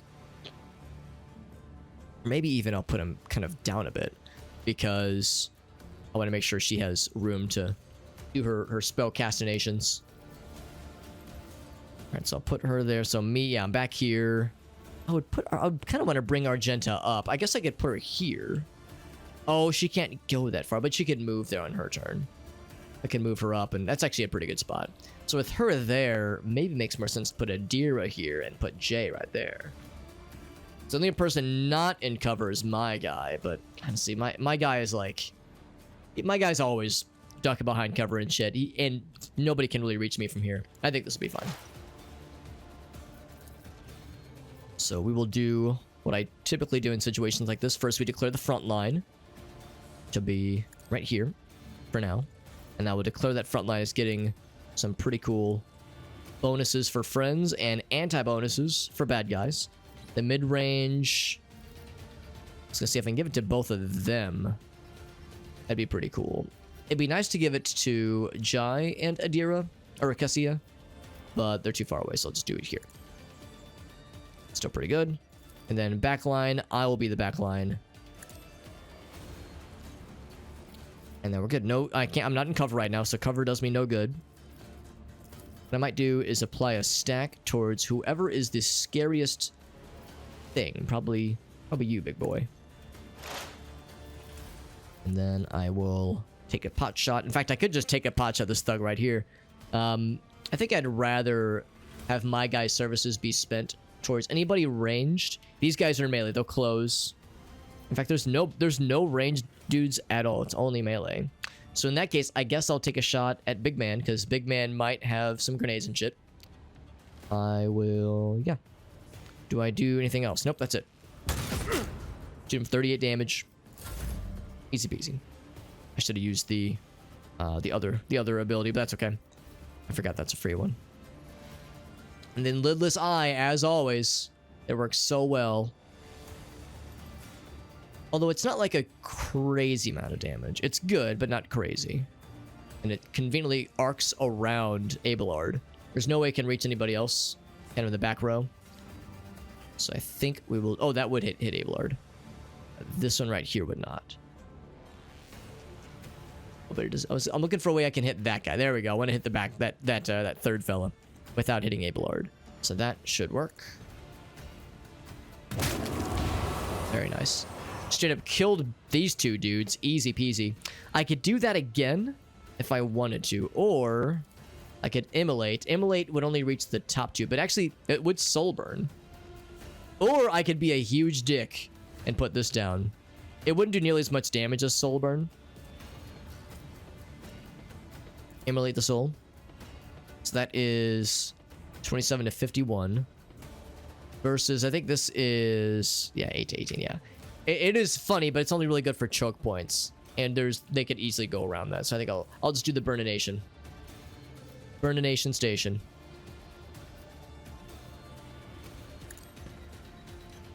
Another foe painted black. Killed the other guy. And now he's got the soul burn effect, so he's going to have some pretty rough, not good times. And he's stunned. This guy's not going to be able to do shit. Good. Let him not do shit. Watch me not give any shits about his inability to shit. Argenta coolly walks up. Pulls a cucumber. I don't have to worry about a covered or a controlled shot because there's no good guys in the frame here. I'll just do a concentrated fire shot so they can't dodge me as easily. And then I will just kind of shoot in this genital direction. See who we shoot. Shot the piss out of that guy. My god, he took all those. Almost all of them. I could run and gun and finish him. Maybe. I do have 2 action points. It might kill him, but it would leave her winded, and you know what? Why the fuck not? Why not? We've got him on the ropes. Do that again. Same arc and everything. Now we don't have the ability to do a controlled shot.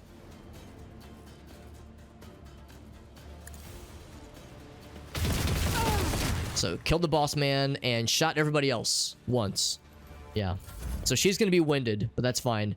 There's no range, so there's really no risk here. Unless they throw grenades. High momentum. And then, I've not even looked at what she's capable of doing. She's got lots of cool dual-wielding stuff. Some good burst fire shots. And take aim.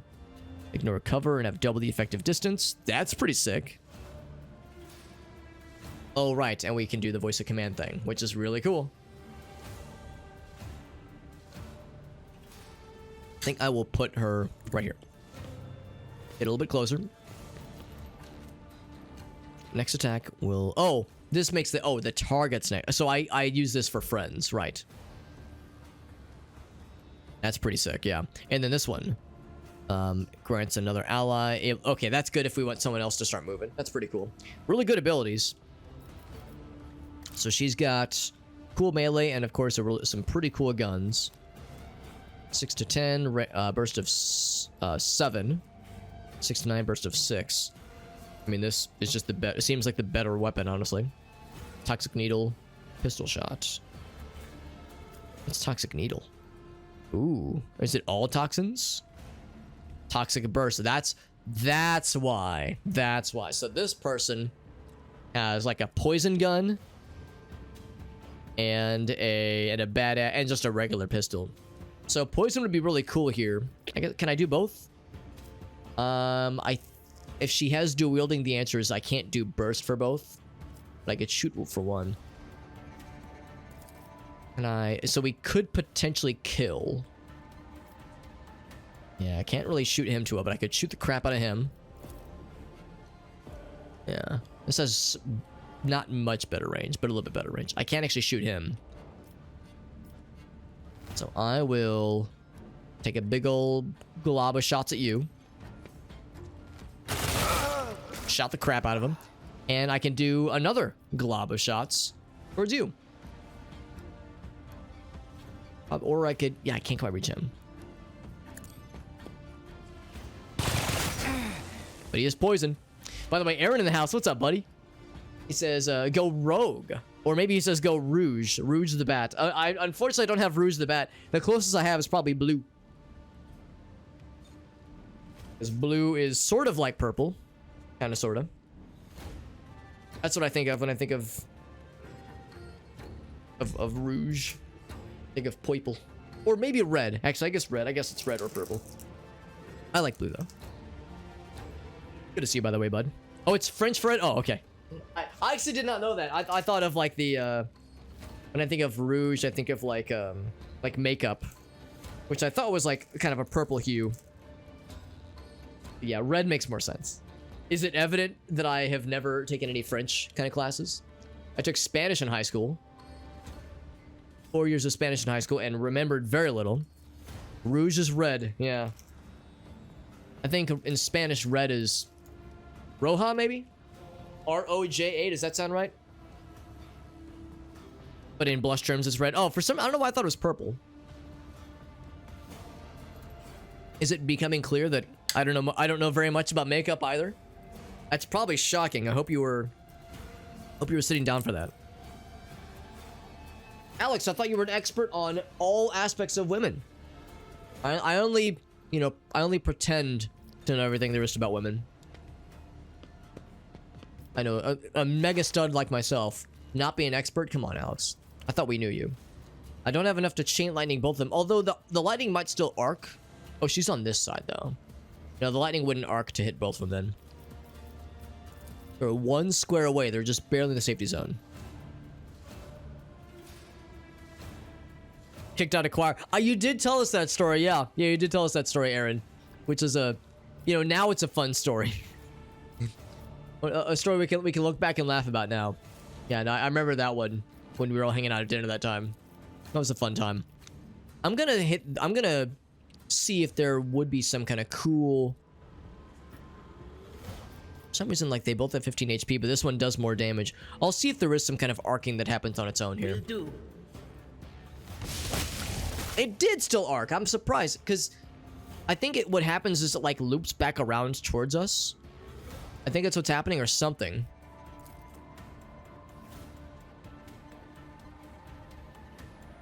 Yeah, it doesn't say exactly what's happening there. But in a 3, because he was outside the 3-cell radius, somehow I was still able to loop back around and hit him. No complaints, but it's silly that it was able to zap both of them. Well, I'll go ahead and give Abelard an extra bonus, I guess, but he's not going to be able to do anything because there's no bad guys around. There's one person that hasn't moved yet. And there's nobody I think we can target. In fact, who's the one guy left? He's way over here. Yeah, I can't even see his ass.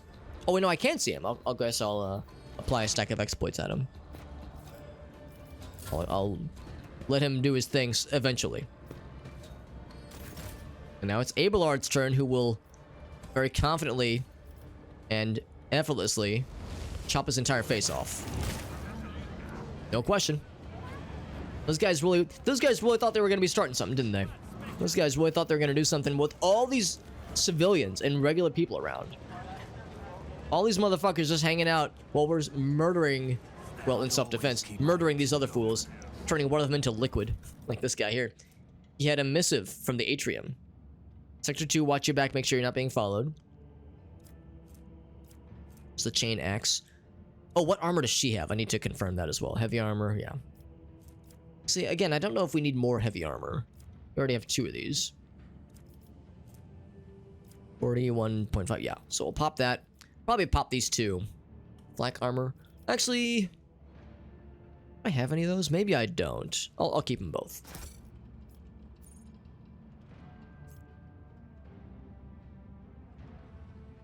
Yeehaw Land School? Oh, Yeehaw Land School. Are we trying to say, Aaron, that Missouri is not the thriving cultural hub that we all assume that it is? And that we're not all a bunch of yeehaw, yippee-ki-yay motherfucker kind of individuals? A half-pressed bean. Delicious. Yeah, again, all these fucking corpses, all these dead bodies, and people are just stepping around them. It's just not an unusual thing to see in this place. Footfall is, again, you think Mos Eisley, think a den of pirates and smugglers and scoundrels and butt sniffers and ass slappers and dick ticklers. All the weirdest, strangest members of society conglomerating into a single conglomerate where they can glom together. Culture, there are so many times where Gracie and I will like see something and be like, and who something like stereotypical redneck, and we'll be like, and who said white people don't have culture? It comes up often. It comes up often here in Missouri. I'm gonna see if there's anything else over on this side. We already saw this fella. The letters A and V carved into his shoulder blade. So those anvers, they get very anvery Always have a backup plan. very easily, and they kill things constantly. It's the absence of culture. That's what makes us special. I think we're special. Just in our own ways. I never did figure out how to join the Gunsmiths Guild. It sounds really cool. It sounds like my kind of thing. I like guns, and I like people whose names are Smith. Let's go over here, see if what we're looking for is over on this side. And also, again, we need to stop into this guy in the head honcho's spot anyway. Oh, I do see something. Would this be the goods? From the Lantern Cache, you're on the right path. Small quay, large windows. Dreams and stories. Oh my. So this was definitely the right place. Oh, we get to look at the windows. Colossal statue of the Emperor carved from a single asteroid. God damn. Shit's huge. Alright, what was the thing we just found?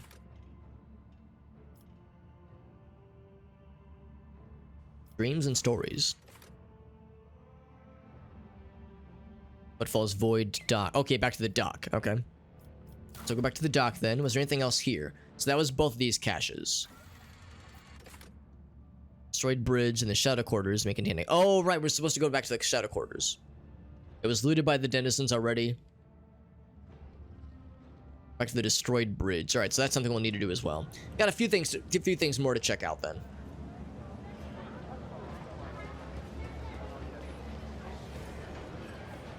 Trying to keep an eye out for other Anvers individuals that might be gathering in wait, so that we may deliver to them the swift death that they desire so deeply. And also, yeah, we did get a couple things I'm gonna look at. So, what armor does she? Also, I still need to level her up. She is light armor, so it would seem. I think I have an improved body glove somewhere in the cargo, so I might just grab one of those. Would it make more sense to give her more armor? Her dodge is pretty good. Her parry is just kind of okay, so she's probably not as good with melee. But she's got a badass chainsword, and she can dual wield, so actually, Might do well to have one of these. Boop. So now, yeah, dual wielding, like a boss. Now this is still a much better weapon. Now the power maul would be nicer, but does she have... Actually, let's just look at what she has. I need to level her up anyway. If she already has the chain sword or chain weapon proficiency, then she should always use chain swords. But otherwise, this power maul would be a better choice. We could give her a greatsword and be done with it. Greatsword would be pretty dope. She can't use this one because her strength isn't high enough. It's only 30. Otherwise, you have an officer chainsword. But the... Yeah, again, the chain axe is just better across the board. I think I'm just going to go ahead and add that to cargo. Can't use these pistols. One's too heavy. For armor. Boop. But the only downside is she doesn't have the cool flowing black mane. Cool dark hair. It's a cool look. She's got like a good pirate vibe, so the helmet kind of messes with that a little bit. Haunting Scream, which we don't have. First melee attack can't be dodged or parried. What else do we have? She does have a lot of grenades. We'll give her this one. She has a lot of grenades. Whoops. There we go. Guess I'll give her this. Just oh, she already has something. It's a camelline. Camelioline.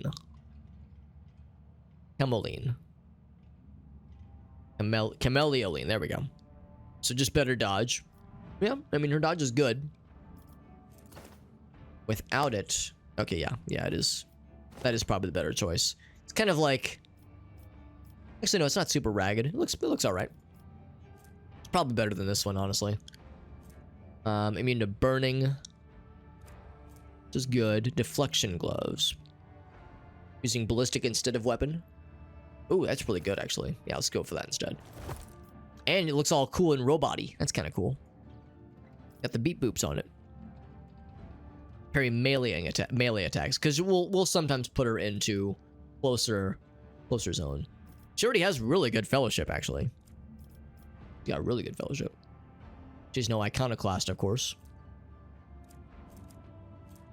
I like the idea of building up for this weapon. It's a two-handed weapon, though. Yeah, here's the problem. It's extremely heavy. It's toxic, which is cool. The range is nice, but it's kind of worse than the toxic pistol she has. I mean, the rate of fire is good, but so too is the splinter pistol, which is only one less. Armor penetration is nice, and again, the range is better. But I don't know. I don't know if this is worth it. This seems, and again, it's two-handed. I don't know. It seems just kind of okay. The damage, especially, is pretty disappointing. With only one more shot, so it seems like they kind of balance out. I think I'd rather her. I think I might just cargo this one, unless we get someone else that can use these. What about this guy? Coercion, but less awareness. Her coercion is quite good, and her awareness does kind of suck butt right now. Who's better at coercion? It might be Abelard. It is very much Abelard. So that would make it... That would make hers identical.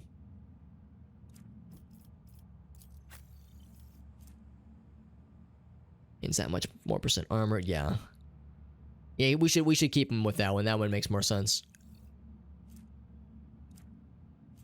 That is nice, but so let's see. How much armor is that? Just 5%. So without that, 18, obviously, yeah. Huh.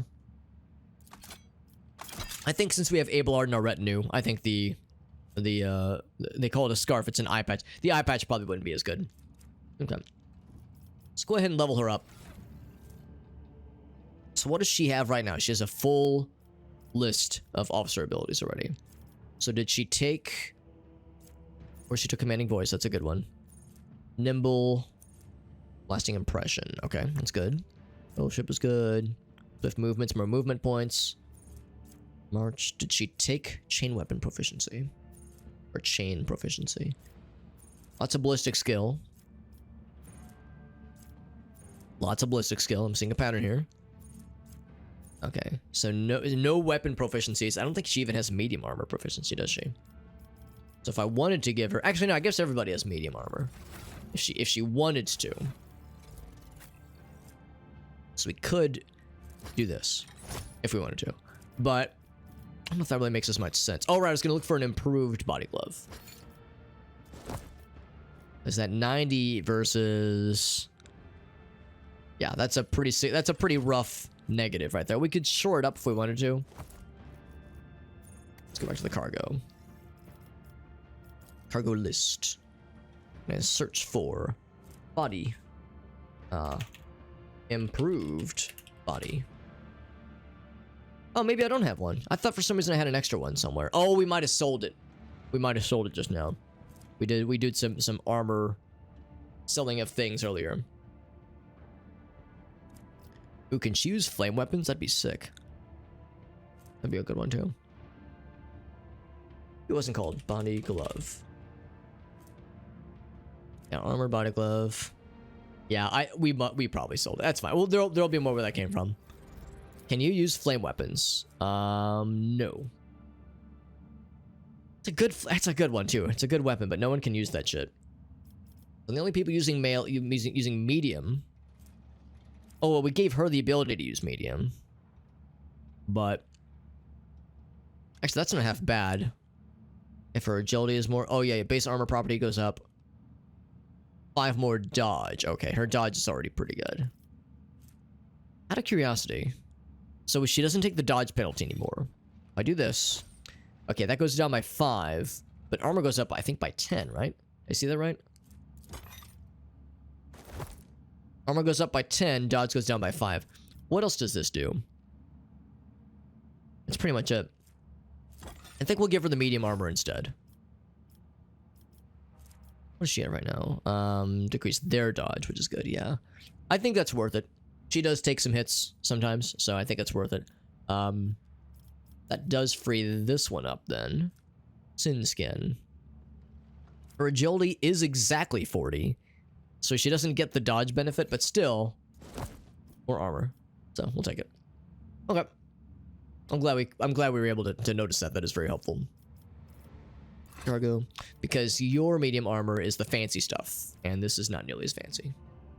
So that's all fine and dandy. Alright, cool. Cool. So yeah, let's continue with leveling her up. She has no weapon efficiency things. Vanguard is good, but I don't think she is as good of a Vanguard. She is more with shoots. Her ballistic skill points mean she's good at shooting things. So a Vanguard is good at being a tank. She wouldn't be as good of a tank. Her toughness is also not great. So either tactician, like Argenta, or grand strategist like me and Cassia. I'm leaning towards tactician.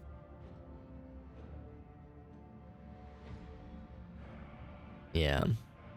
That might be the call there. Because grand strategist, we already have 2 of them. I don't think 3 of them is really necessary, especially because she doesn't... Well, actually, her fellowship is good. But I think hers is...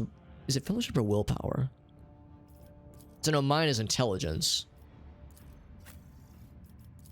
Fellowship is really good. I don't know. I think there's more opportunity with Master Tactician.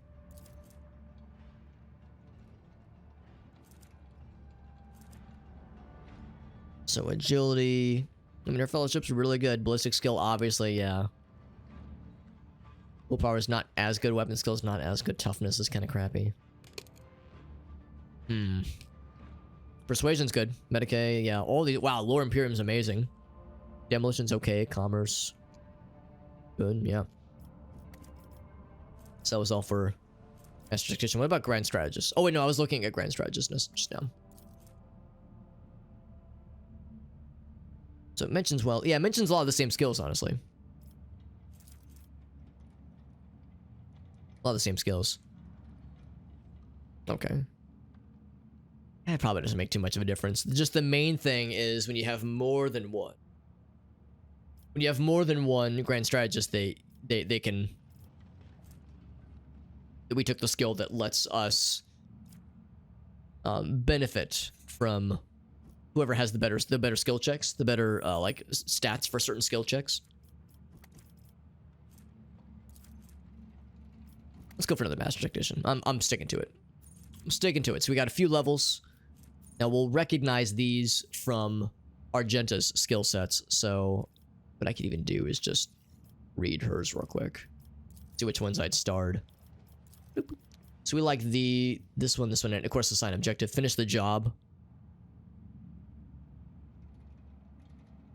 Enemies which were attacked by the allies. Oh, that's cool. Yeah. Finish the job might just be it, actually. So that would be like, it's kind of a free attack. It costs 1 action point is the problem. So if we're doing 2 rounds, oh, that's the thing too. I don't know. I never saw that she had. In fact, I guess I could look here. What does she already have? She does not have chain weapon expert, which would make a lot of sense for her. Does she have dual weapon combat? She does have dual. Okay, that makes. I was to say she's got to have dual weapon combat. Because yeah, we exhaust all the juice whenever we do 2 full blasts. So I don't know if we're gonna. We would really use finish the job all that often because we have 2 area attack weapons. Service rate. Yeah, I don't like that one.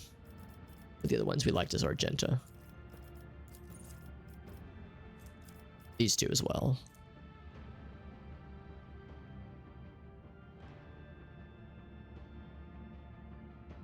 Okay, and then this one.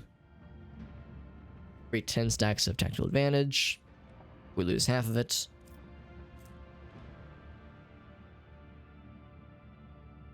One result for every 5 stacks of advantage. We lose half of it. Yeah. Assign objective. I don't think we need multiple people to have that one. All these things cost something. Finish the job would be really cool if she had like something really strong that was a single shot instead of like a group shot.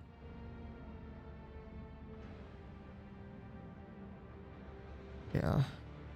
It's nice that it doesn't count towards the attacks per limit, but we just don't have the action points for it. She'll get more action points. Maybe that's the thing. If I take this now, she'll get more action points later on.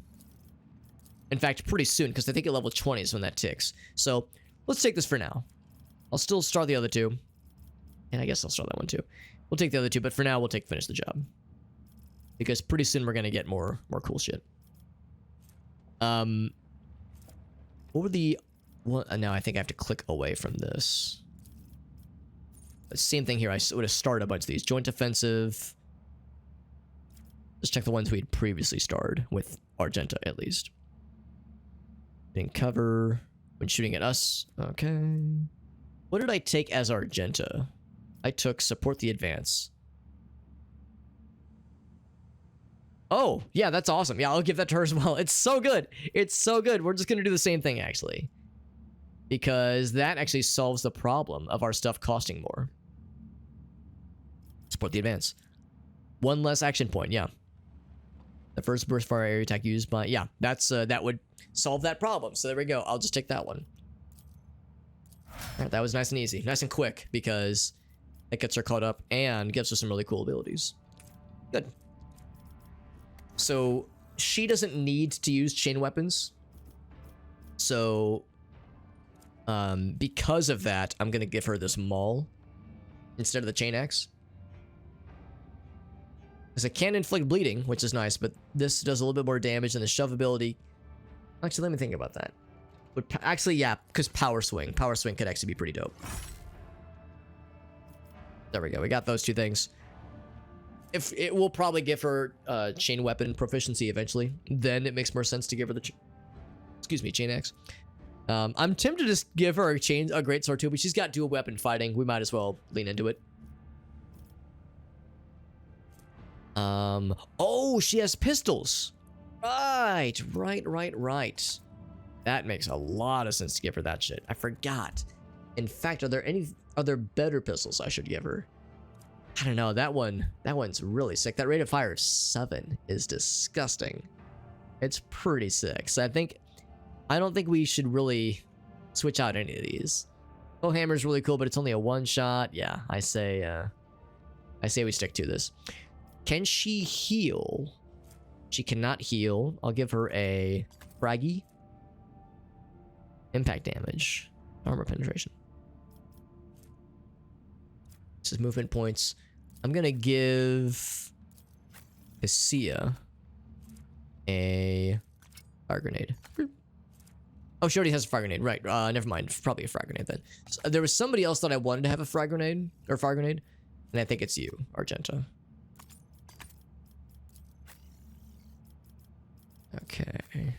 I've got an open slot. I will take another medikit.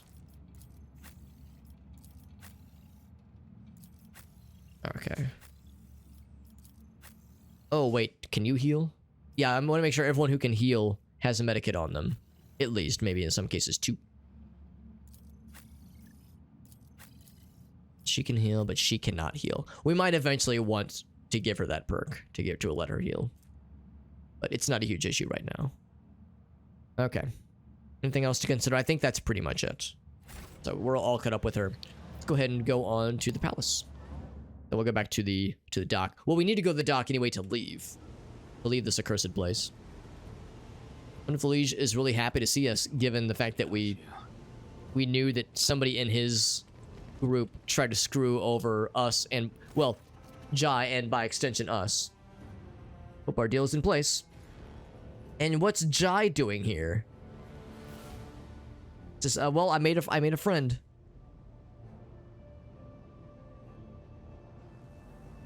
He says, I'm sure you have reason for getting mixed up with a small fry like this lady. He says, regardless, it's none of my business. The truly good deals worthy of your attention can only come from me. Simply got myself a lapdog to atone for her misdeeds. Just a business partner. I'll just say, like, it's like, listen, I just want to do business. I found and neutralized the, I want to tell him about this whole situation. It says, good job. You killed the Anvers group. Footfall can rest easy. We didn't get anything for it, but we done did it. They let people torture fake Xenos. I wanted to stop. It says it will be dealt with. We get experience for it, which is nice. And then he's willing to do some dealings with us. He wants heretic trophies and Xeno artifacts. I think I have some of those things, but not very many. We have Mechanicus creations. That'd be for the guy in the back in the back in the dock areas. Lots of Mechanicus creations, but no Xeno fun boys or heretic fun boys, unfortunately. All I have is the usual uniform kits and weaponry and all that jazz. If I show tradable, if I traded him everything I have in my stocks, I would barely get to rank 1, and only barely. Do I get anything cool out of it? It's a pretty cool rifle, but it's Drukhari only, so my guy couldn't use it. Yeah, so no, not really. It's not worth it right now. We'll come back later. But anyway, we turned in a couple things and got some bonus experience. So yeah, that was one thing I was kind of wondering about. Are the things that I should have like turned in? Should have turned in earlier. Yeah, Rycat Minoris, of course, got nuked. Yeah, I think all those are pretty much done. So, but here, suffer damage, living with a retinue. Right, so that's still in progress. Underworld. So we dealt with that. Yeah, we dealt with that whole situation. The rot we dealt with. There's nothing else we need to like turn in, I don't think. But for knowledge, the quarantine situation, the food delivery situation. So go back to the dock. Back to Argenta. Oh wait, no, that was already finished. Right. Depot 4. Oh, right, that was on the ship, right. Scowl. Okay. So these two are the ones. Something with Argenta and something with Jai. Okay. New blood, we got that. Right, errands. Okay. Find the displaced stranger. Which we did, yeah. Okay, so there's nothing else that was like a thing for somebody else that could potentially have a reward in place for us. Let's go and head back. And I think all we need to do is go back to the Shadow Quarters, see if we can find that last cache of goods, and then go to the docks and queue up to leave, but also queue up to visit whatever mysterious thing is in the docks. There's something mysterious. Oh, and a cutscene. Terrible Xeno raids. Says you're in deep. You made some powerful people angry. Oh, he's talking to him. Oh, right. This whole operation. We did just tattle on this guy. Make sure you're not seen around here for a while by killing the shit out of you.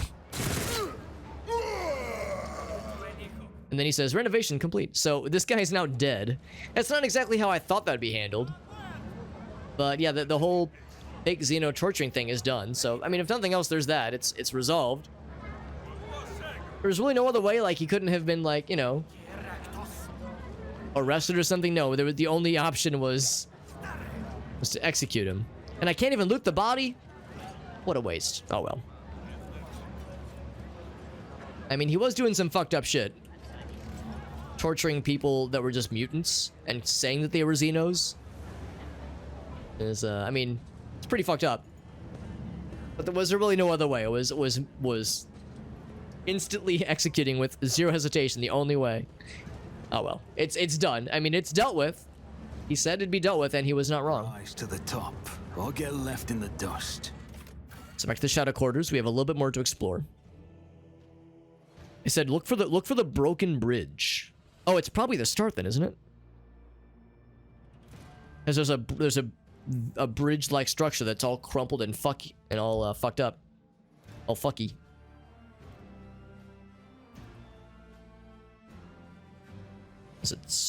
Get those last couple percentage points. Here's the key. So it should be, I suspect. Is it down there? Something here. Yeah, this is the destroyed tiles. That might be it. Although that might be part of the quarantine zone. Yeah, it's part of the quarantine zone, so that's not it.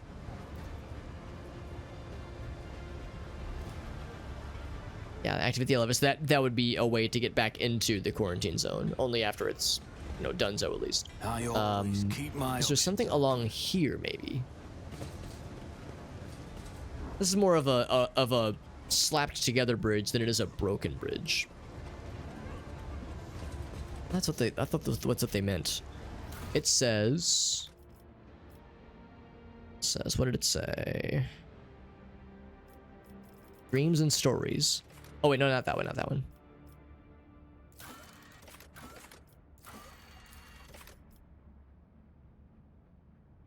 Oh, wait a second. Wait a second. Maybe what they're saying is, because yeah, there's the same thing as says here. It says the cache has been found. Yeah.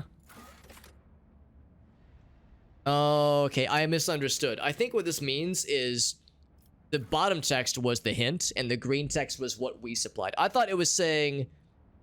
It was saying, oh, we got the first hint. The second thing is also a thing to be discovered or to be discussed.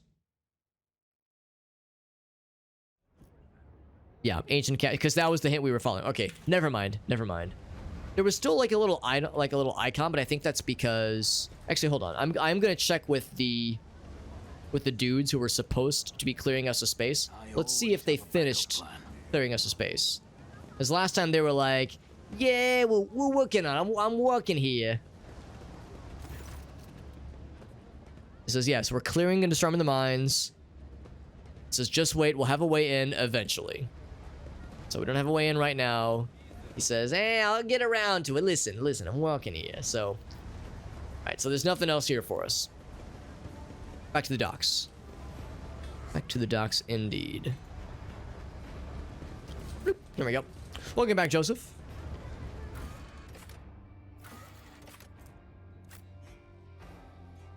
So there's some kind of cache of something potentially somewhere in these dock areas. And I also want to trade with the tech priest that we saw. So he might have some goods for us, and then we'll head back to the ship. Head back to the ship, we'll have to do some more main quest stuff, and then we'll explore some new planets.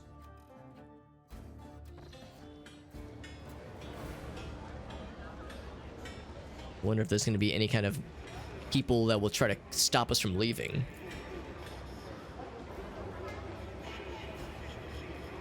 Oh, you know, there was that one space that we saw earlier that it had some kind of locked, some kind of blocked path. We couldn't get past it, and there was like a sequence code to open it. I wonder if that's what this is going to be about.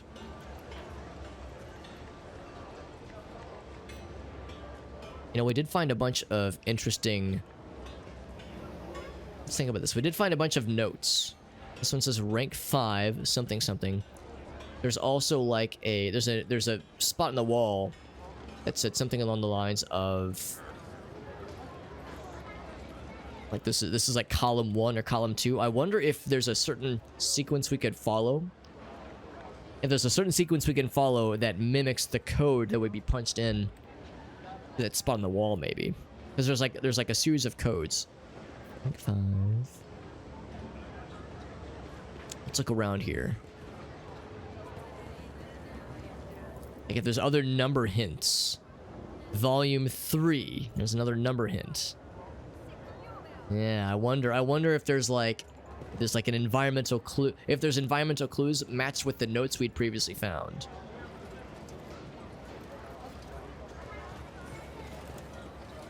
I don't think I can go to the second floor. I think this is a one-floor operation.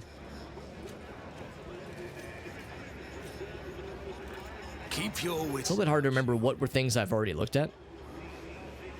So I'm looking for some other kind of cache that was hidden. The irksome rabble, he says. Finest wines. Okay, nothing really fancy around here, though. Oh, wait, there is something. That's a sneaky cache. They did say big windows. This is probably it. Just another hint. Remember the word realizing. Remember the place. A tunnel in the shadow of a bridge. A bridge in the shadow of the greater statue. That's probably back in the shadow quarters, right? Old tunnel in the shadow quarters. All right. So this is a bit of a wild goose chase or a scavenger hunt of sorts. But it might be worth our while. And again, let's consider. So we saw Group 5. We saw Volume 3. Here is Column 1, or Hangar A1, steak sauce. So 1 and 5 and 3 has some kind of significance. Heinrichs, look who it is! He's got his sword drawn, which is a little bit questionable. How's it going, Heinrichs? I see you got your sword drawn. You alright, buddy? Actually, he's got both weapons drawn. But he bows respectfully. Did you leave something in your cabin? He says, I don't usually like to leave a trail. To what do I owe this pleasure? Or I could say, you again. He says, sorry, I need to disturb your peace once more. Disturb your peas. Your peas and your carrots. So whoever's mentor is, they talked about Raikad Minoris. Movements and actions of enemies of humanity, including the Xenos, involved in the theft of the star. They did steal a star. It's kind of fucked up. According to their findings, the threat hangs over other worlds, and it includes ours. So, yeah, XC, Xavier Calcazar. Calcazar, I guess how you pronounce it.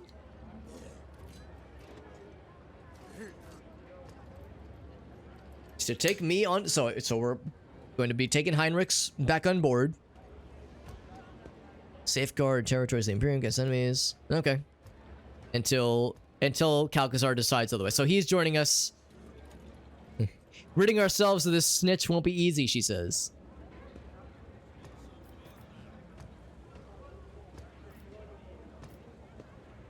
What exactly caused the need to rejoin? Humanity's the enemy of humanity. Pulled to the final dawn. So in my absence, the Coronis Expanse has changed. Heresy that has taken root in this place is palpable. So Kiava Gamma's next, I think. We could answer back with an extremely official agreement. A sanctioned psyker with inquisitorial rosette in my retinue. Because I object to be pushed around. I'll say this. I can't really say no, can I? He shakes his head. I thought maybe he'd like laugh. Like kind of be like, ah, you know me.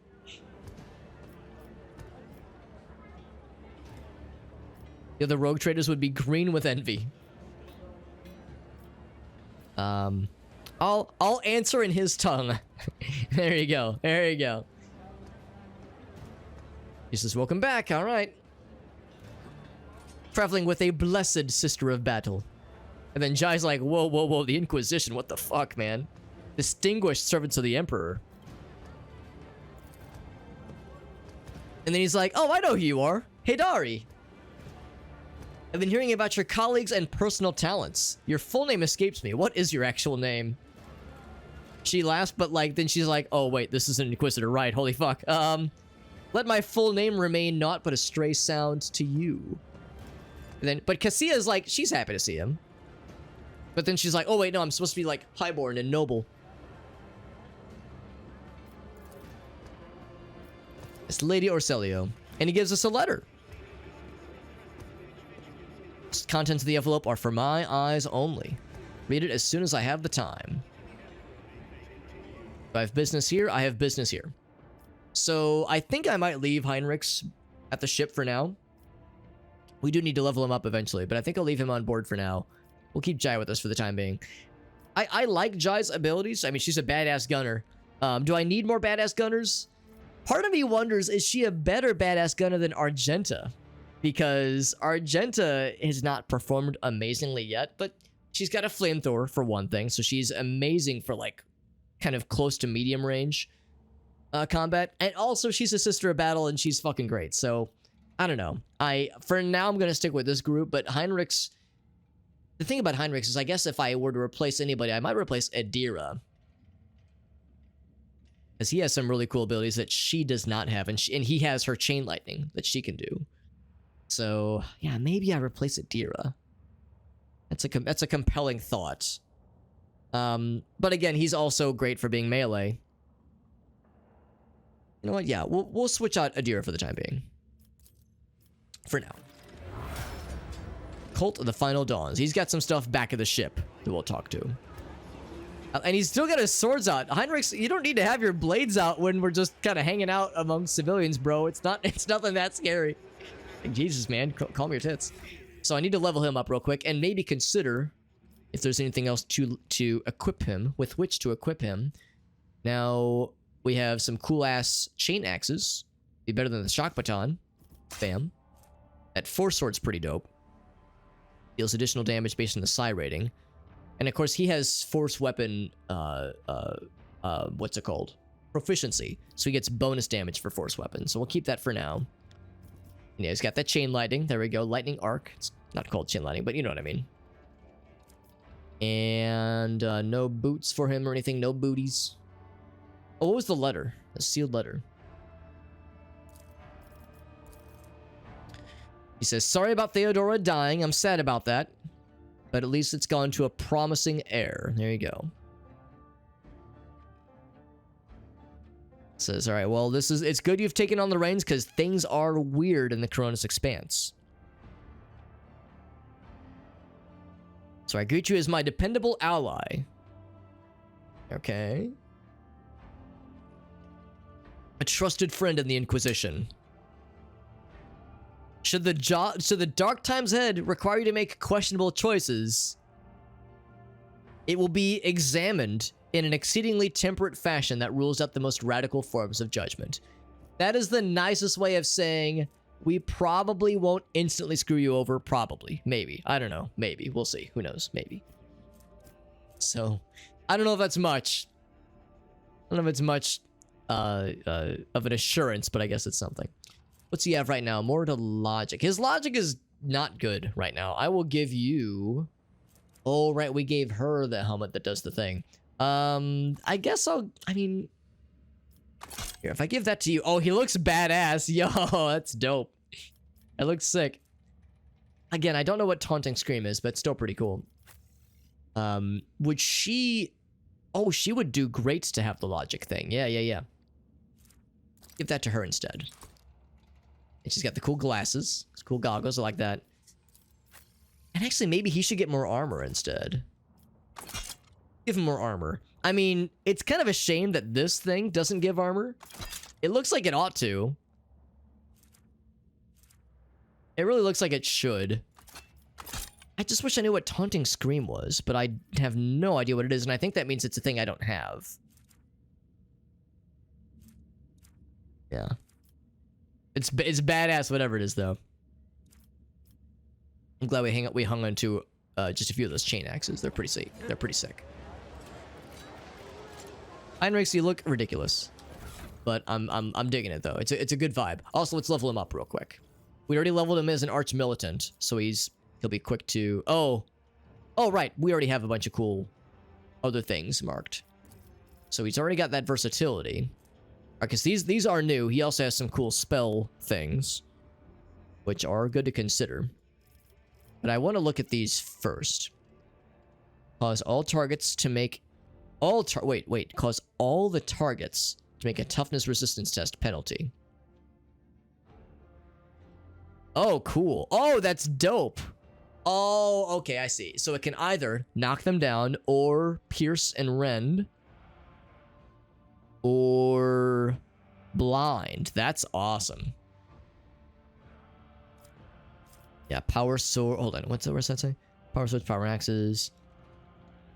Devastating attack seems great. Oh, so I'm gonna star that one. Gain some more movement points. Stacks of versatility are doubled until the end of the turn.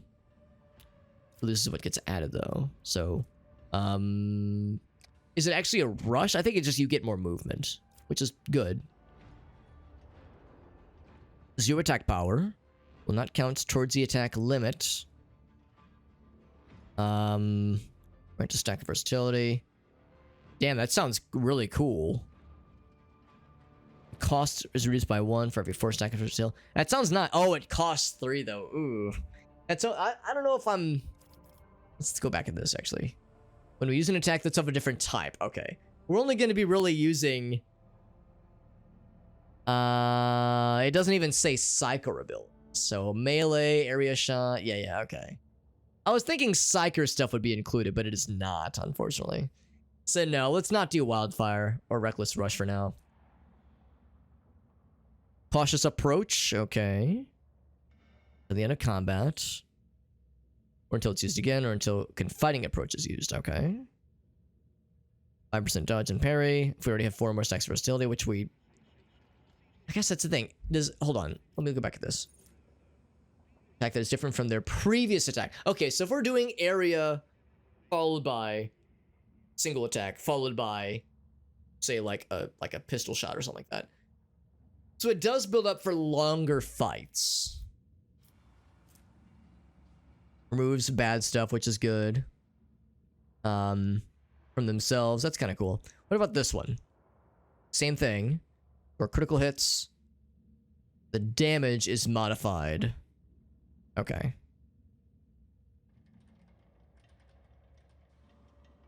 That's pretty cool. The Confident Approach seems pretty nice. It's good to see you, Meerkat. Yeah, I hope you do well, buddy. That's a good emote about like trying to keep track of all these notes. It's a lot to keep track of. So toughness, so 4 plus strength, which is 5, so 9 damage. Does not count towards the attack limit per turn. It's a melee attack. Cannot be parried. Can push them away. Does it knock them prone? Or something? Seems like it does not. I mean, that's nice, but I guess I'll keep that for now, but then they're far away. I don't know. I'll store it for now, but then they're kind of far away, which is not great. The Sireting 2, we don't have that right now. Sireting 2, yeah. Sword of Faith. Wait, why can I not get this one right now? It is because Sireting 3. Well, damn. buffs in. Enfeeble, all targets within the area. 5 plus, so 8. 8 penalty to strength and agility, and right now 5% increase. Okay, but that of course gets really good later. It's real dense. Yeah, this game knows what it is and is not afraid to enforce a high degree of expectation. This game does not fuck around. I like this game a lot, but yeah, it's dense and it's a lot. It is a whole lot. Enfeeble would be nice. It's good right now, and it gets way better when we get to level 20. We got a ways to go, like a few levels to go. We already have shield. I can't take Sword of Faith. Can't take either of these because these are Psy rating too. Eventually we'll get them. I could take Divination. That's the thing. I guess if we took Divination, oh, that's right, because that's a thing that Adira has that we don't have. Telepathy, I don't know if it would be as cool. Pyromancy, same thing. That's the thing. She gets Pyromancy. So Adira does have some pretty cool shit. What is Purge Soul? Deals from 1 plus Psy rating plus 1 times Resolve, which right now is 5, but divided by 4. It's really good. It's really good against Xenos. Really good against Chaos Worshippers or Drukhari. Really good against demons. And good if they've already taken psychic damage.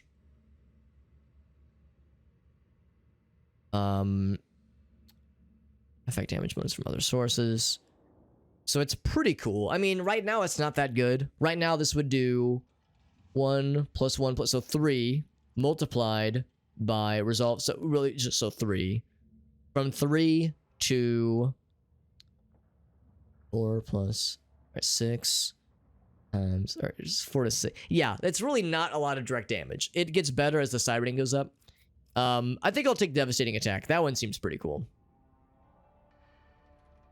It's a bummer because that's only going to be cool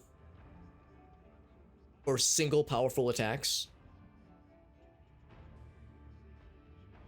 But I think that's probably the right call here. Or I take Divination, and then next time I can get other buff abilities, which would be kind of cool. I do like some cool buff abilities. This one is not very good right now. We already have some really cool buff things. So we already have Shield of the Emperor and we have Hammer. No, we don't have Hammer, but yeah, Sanctic Powers. So there's a couple really cool spells we have. But Divination would open up some other really cool buff abilities, which would be pretty slick. So I would say either that or Devastating Attack. It's just a bummer because we're already kind of at the limit for action points we can really benefit from, since we're dual wielding. But it would be pretty slick if we know we only have enough action points for one attack. We're like one action point short of doing like the full 2 attack kind of deal. This would be pretty sweet. So I think I'll take that now. And then... yeah, I'd start a few things for him. Dueling Mastery. Better parry. His parry is not great. Of course, he's kind of a spellcaster. Kind of, sort of. But not fully. Of course, that's really cool. He just constantly heals himself. Stabilizing Factor, I think we took already. Yeah, I'm glad we took that one. That's a good one. So we've already started a bunch of these. Wait, Psy rating 2 is available? Oh. You're rank 20? Character level required. Wait, how'd you get rank 20? He must have, like, power leveled past us or something.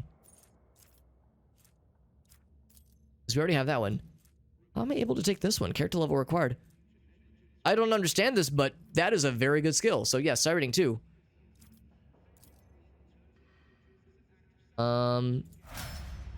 He's rank 18. He must have something else that lets him take something early then. That's awesome. Well, now some of those other spells I was looking at suddenly become way more palatable. Now that he has things that are calculated based on Psy rating, so that Enfeeble ability would be a lot better. But yeah, that's fantastic. That's fantastic. Cool. So yeah, so he's a very good spellcaster. Like extra good. He still does not have his weapons put away. So oh wait, no, that's Heinrich's. Oh wait, no, that is, yeah. Sorry, I'm getting my fucking melee tanky boys mixed up. Well, goddamn. Let's see if we can find that other area. Here's Opticon. He's gonna have some goods. Yeah, I can't try that one yet. Let's make a trade deal. Let's make a deal. So we're 1,000 away from making him really, really like us. And by that, oh well, we don't really get anything by doing this, but I know I've got some stuff that he wants. Holy gifts. He actually doesn't really want Mechanicus creations all that much, and you think he would be all about that kind of thing. So heretic trophies and holy gifts, I have none of those, most assuredly.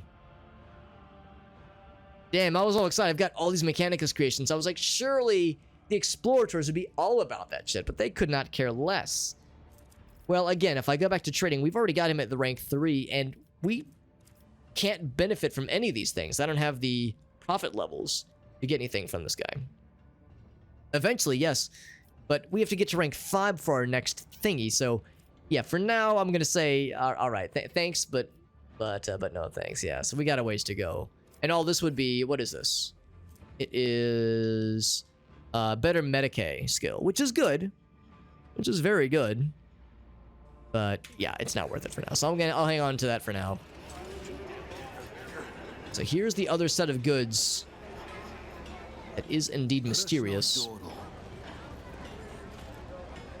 Didn't we see there was something else here? Oh wait, no, there was one thing back at the Shadow Quarters, right? So this sequence, there's 1, 3, 4, and 5. We saw the numbers 1, 3, and 5 prominently on display. So if we check our notes, it'd probably be, where is it? It's probably not these.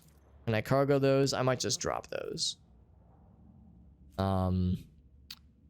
We just go to the discharge interrupted. That's fine. I'm thinking more of these things. Okay, here we go. Holy Book by the Altar. The Void Customs guy is always doing something. 3 just says guess what? Guess hyphen what? Anger by the window. So I think we've already... So we've gotten 1 and 4. Customs guy. This is probably referring to the caches.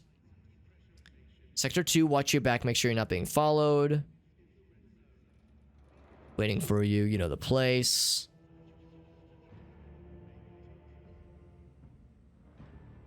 It doesn't really give us much.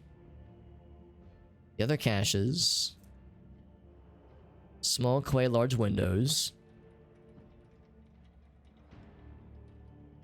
So go back to the, yeah. So the only one that kind of gives me pause is this one. The Holy Book by the Altar. That was the first cache.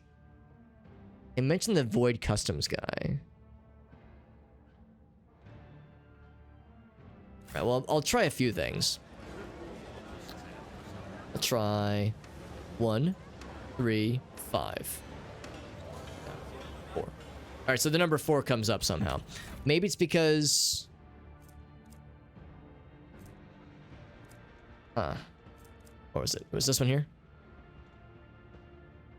As we've seen the numbers 1, 3, and 5 prominently on display, unless there was something else that I should have looked at. We might just not have what it takes. We might not have all the pieces to the puzzle. Here's the 5 that's prominently on display, prominently shown. There's one over here as well. There's 2 5. Well, you can't press 5 twice though, is the thing. It's a 1 button per kind of approach. If there was anything else kind of in the background or just around the docks. But yeah, nothing really jumps out at me, honestly.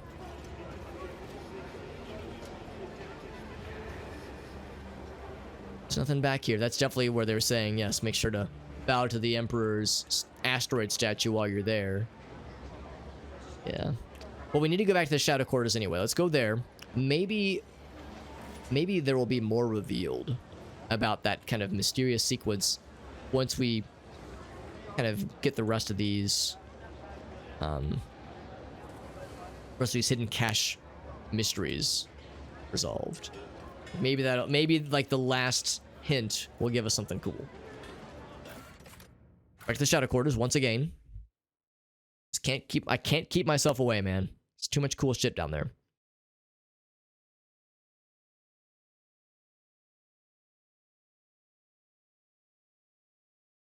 And I'll have to double check what the notes said about where exactly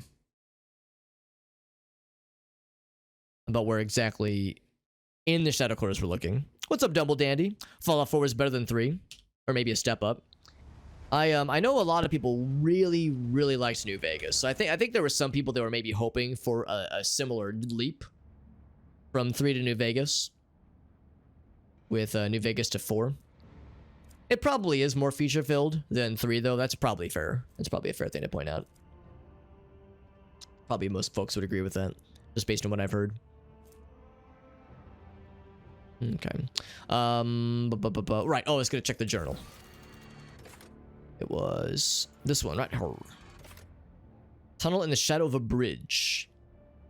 Yes. Oh, but that's... Oh, it's under quarantine. Oh, okay.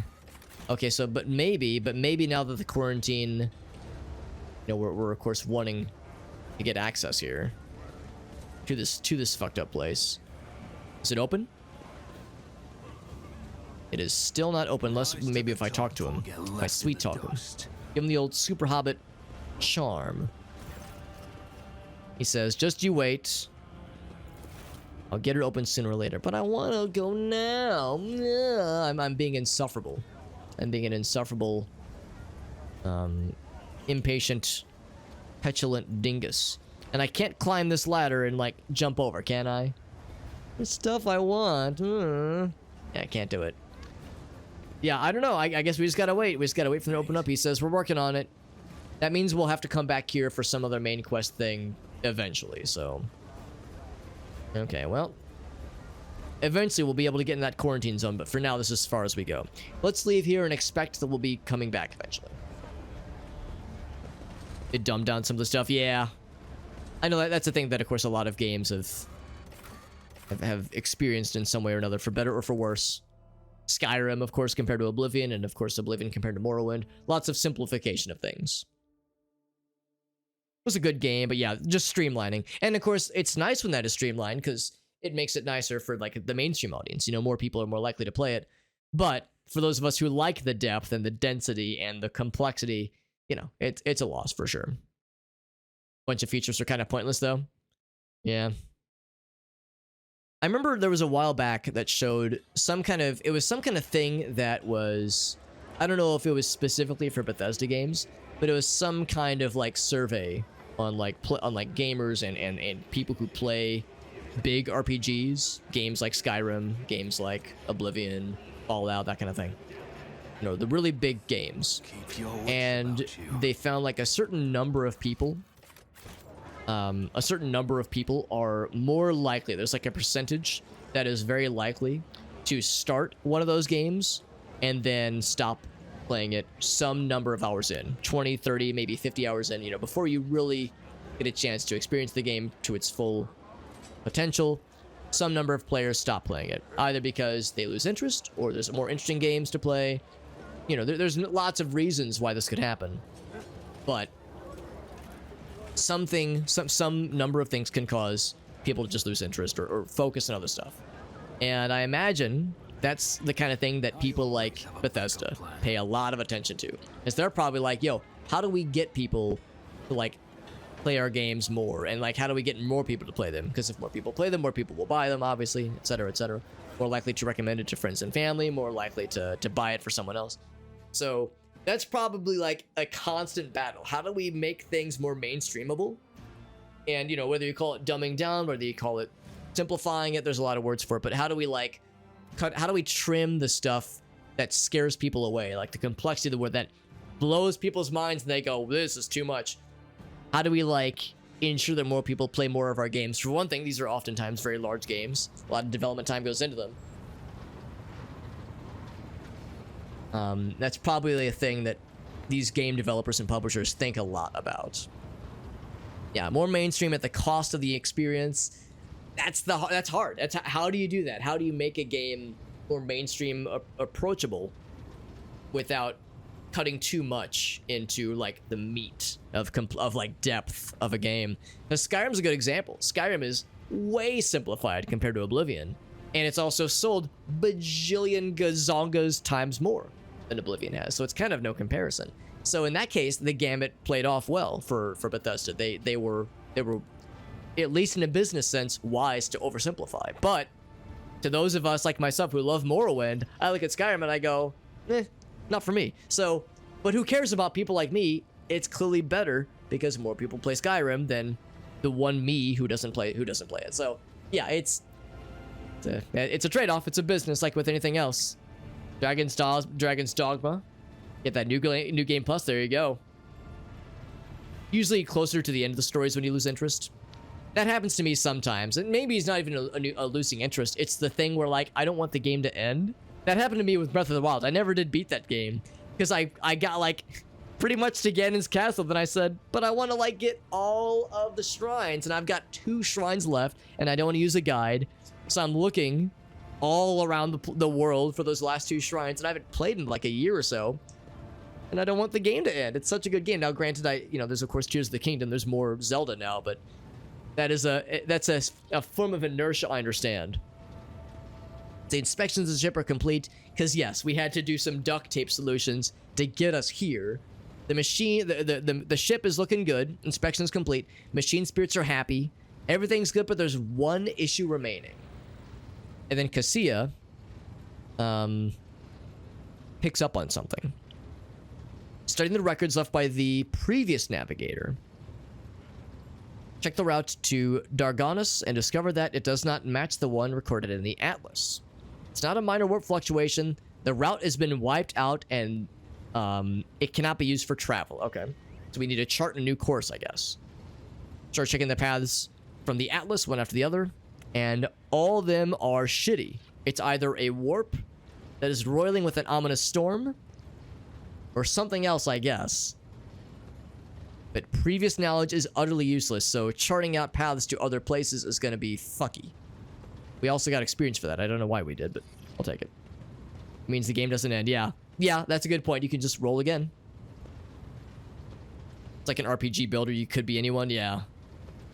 But it's like a bot. Yeah, I could see that too. It's like less character building. I mean, you can make a cool character and that you can specialize them, but maybe not as much customization.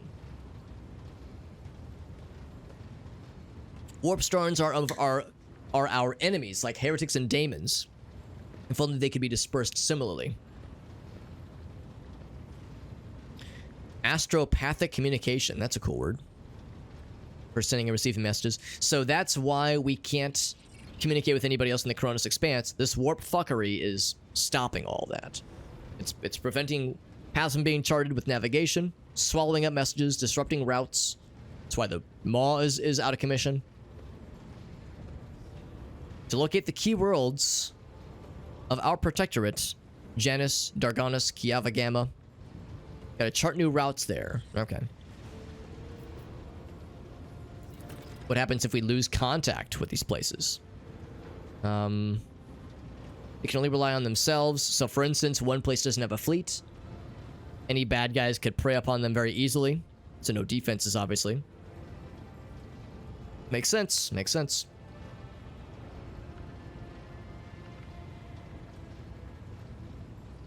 But I'm new to the business of governing. That's true. Because I'm a greenhorn, some people might try to seize that as an opportunity. The sooner we reclaim those worlds, the better. And of course, once we reclaim them, we can use them to send some food sources back to Footfall, not Foodfall, Footfall. Tell me about all these places. So Janus' surface was altered extensively because it is an agricultural world, an agro world, big old food base. Very nice. Janus owes much of its prosperity to the governor of House Viat. World has grown more prosperous. Very nice. What about Kia Gamma? Industrial world, managed by the House of Gaproc. Very nice. All about Adeptus Mechanicus manufacturing stuff. And Pascal says, oh yeah, I like that place. Then Heinrichs. Chiavagama manufacturer, the Manufactorum, supplies heavy machinery, which is also useful. Commendable knowledge of our world's manufacturing capability, Mr. Inquisitor. It's what I do. I inquisit, he says. Maybe. It's probably what he's like thinking, more or less. Modify weapons, right, okay. But you need perks for it? Gotcha. Yeah, not surprising. What about Dargonus? Heart and soul of your protectorate. The main administrative resources, storage facilities. It's our palace. It's the capital, basically. It's where you will publicly accept the title of Rogue Trader. It's a big deal. Alright, well, Abelard, what do you think is the biggest one first? I'm assuming the agricultural place first, because it's defenseless. Probably the agri world would be a big one. The importance of basic supplies is good, and of course Footfall is in a shitty state because they have no food sources right now. But Chiavagama is big.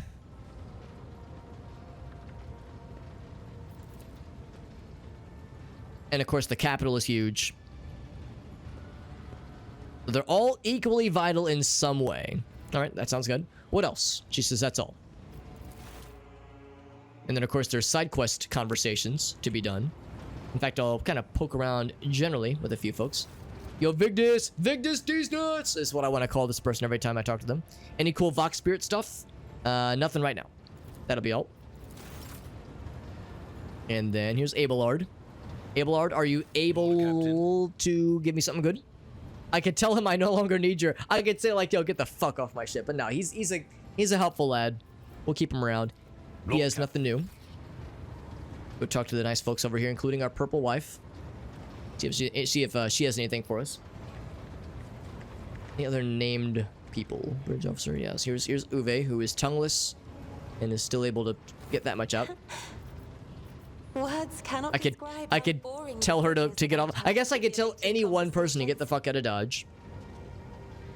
Any relationship things we can do? I could break up with her. So yeah, nothing else right now. I have enjoyed. So no like real like side quest things with her at least. Oh right, Argenta. Yes, she had a number. She had a few things, I think. 1,000-ish hours on Fallout 4. Yeah, understandable. I mean, yeah, the most valuable criticism are by those who know that game really well. So it makes perfect sense. All right, so yes, let's hear about the occurrences on Footfall that we've heard about. Yes, I'm ready. We get voice acting for this too. Ask only one thing of you, Rogue Trader. If I may, I would like to see the chamber of the sacred warrant and kneel before the relic touched by the Emperor himself. A difficult conversation lies ahead of us, and I wish to pray by the relic before I lay my soul bare. All right, so she's got some, I don't know if it's stuff to atone to or stuff to atone for or stuff to confess or what, but like, listen, I'm not exactly like I'm not like a Catholic dude. I'm not here to like to provide confessional at least, but all right, she wants to have a conversation. So let's go to the trade warrant. If it was anybody else, I'd be like, I don't know, trade warrant's kind of a big deal, but she's like so dogmatic. She's not, this is like an extremely holy artifact. She wouldn't try to fuck with it. We can trust her.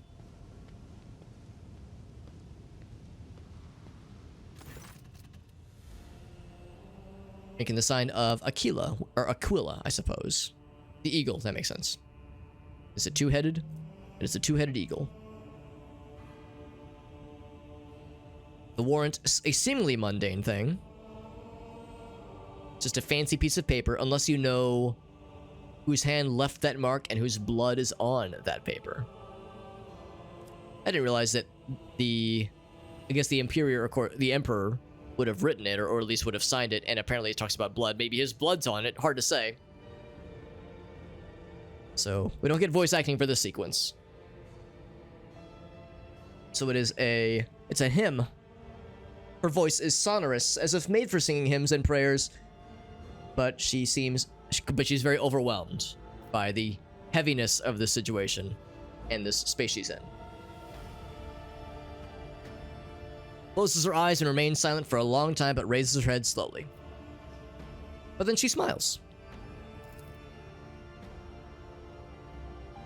She says, I need to tell you something. She seems resolute, like she was inspired by her oath or her prayer.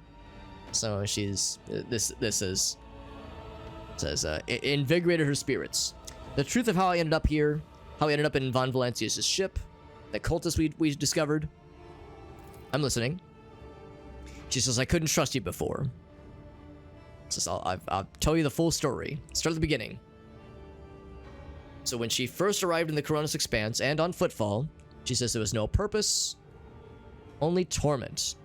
Originally, she was not needed. The reliquary to which she'd been assigned was already protected by Reverend Hieronymus. No one was trying to defile it, despite its lawlessness, so there was nothing to do. She was jobless, basically.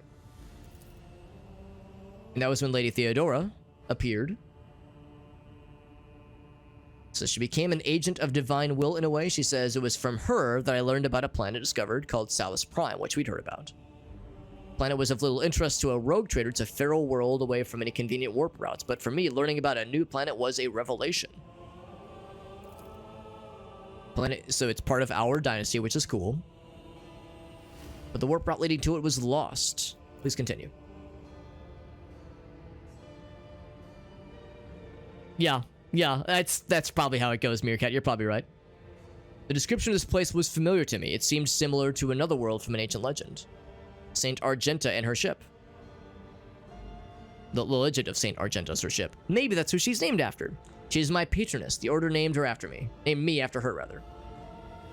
Argenta the Living Saint. She died millennia ago when heretics caused her ship to fall from the skies. The blasphemous could not touch her ashes or her holy relic, the One Star. The fallen ship served as the resting place for the saint's remains, would only allow the truly righteous to enter. Others would meet their death. Just as I felt a flash of insight. She thought that the world where the ship fell was just a legend. No one knew its actual whereabouts. But what if I were to happen upon it here? Like, what if this was fate for me to find the ship on this mystery planet? Asked Reverend Hieronymus to let me go there for a personal pilgrimage for Theodora's ship and demanded passage to this new planet. Wouldn't Hieronymus have been down for this? He says, I couldn't just tell him it was a portent revealed to me personally. Okay, she's like, he wouldn't understand. Tell him the honest truth. It was a personal pilgrimage and that was it. It really was a pilgrimage. Okay. Driven by hubris, I could say. Searching for your destiny. Okay.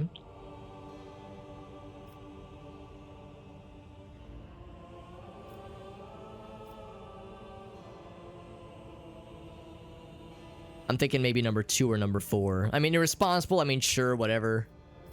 Hubris, sure, I guess. You're the only one who realized you were dealing with, based on its description. We'll say that much. It was a personal calling. What did Theodora think? She lent her assistance. It was her intention to visit a new world, so she thought it was neat, but she wasn't like as excited. What exactly is the One Star? It is a relic kept by Saint Argenta, the Order Pronatus. It's a lost relic of the past. No one knows what it is exactly. Her hagiography at times call it a banner, or a set of armor, or a blessed chainsword. It was lost with her death. So, she says, we were defeated. The ship's augurs, sensors, failed to find anything of note during orbital scanning. She said, well, I kind of expected this, as the ship can conceal itself. Only a pilgrim guided by a pure heart can find it. But there was an ambush lying in wait, so she couldn't find the ship, and also there was an ambush on the planet itself. Landed there with a small unit. I know the legends about Saint Argenta followed the obscured clues, descriptions of mountains and rivers and all that jazz. Thought I was finding a path, but that's when we were attacked. Something about ways, doors, please addressed to some lord, edge of daybreak, she says. The same words as those spoken by the cultists who attacked us on Salus Prime. The whole unit perished, and Yeah, the people she had led. She managed to live to tell the tale. Didn't connect the events at first between the cultists on Footfall and the cultists on Salus Prime, as well as Conrad's betrayal. What if it's all part of the same chain? Or even worse, what if I led the heretics to the sacred planet?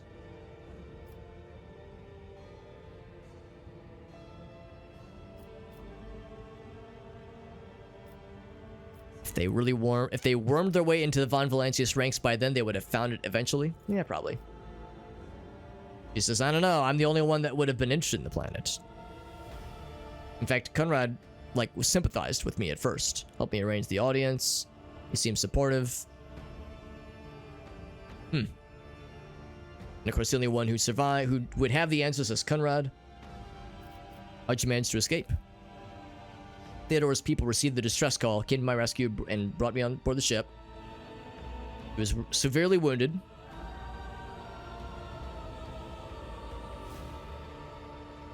She wanted to go back and keep fighting, but they took me to the took her to the shuttle and pulled out. When I came to, we were in the middle of a warp jump. There were urgent matters to attend to, so yeah, we would deal with the rest of that at a later date. A member of your family showed his true colors as a servant of the arch enemy. She's talking about Conrad, of course. So she didn't want another betrayal. That's why she didn't want to reveal all this information. What'd you find? She said, oh, with me at least. A man who stood shoulder to shoulder with me and helped eradicate the cultists on Footfall. That's right. It was a bloody battle, and it was a good hanging out with the homies kind of thing. But of course, we agreed to talk to the orphans at least, at her request, which was nice. Leader who inspires trust. The way we acted in that moment was badass. A young man whose grief and confusion drove him to insolence, I do remember. Chose the right words to show him the path of redemption. Harsh but necessary. Much like the Emperor's truth. All that jazz.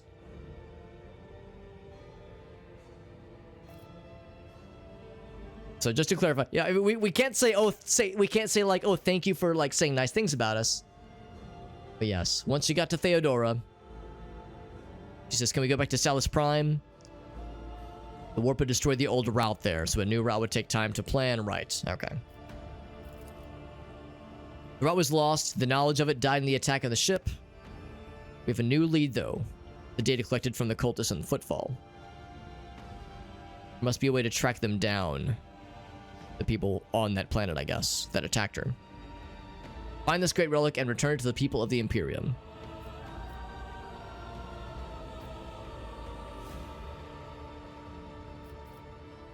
Claim a sacred object for the people. We'll take that approach. She says, so be it. We'll make it happen. I will not relent until that holy relic has been returned and the heretics punished. All right, good rock talk. So we got a new little side, maybe not side mission. I guess it is a side quest in the grand scheme of things. But we'll probably find ourselves presented with an opportunity. We probably won't have to go very far to attack that side quest. So we'll probably have an opportunity for it sooner than later. Okay. So here's Heinrichs, who still has his sword drawn, which his weapons drawn. Like, yo, we can put the weapons away, man. You're fine. It's nothing. There's no threats on board, man.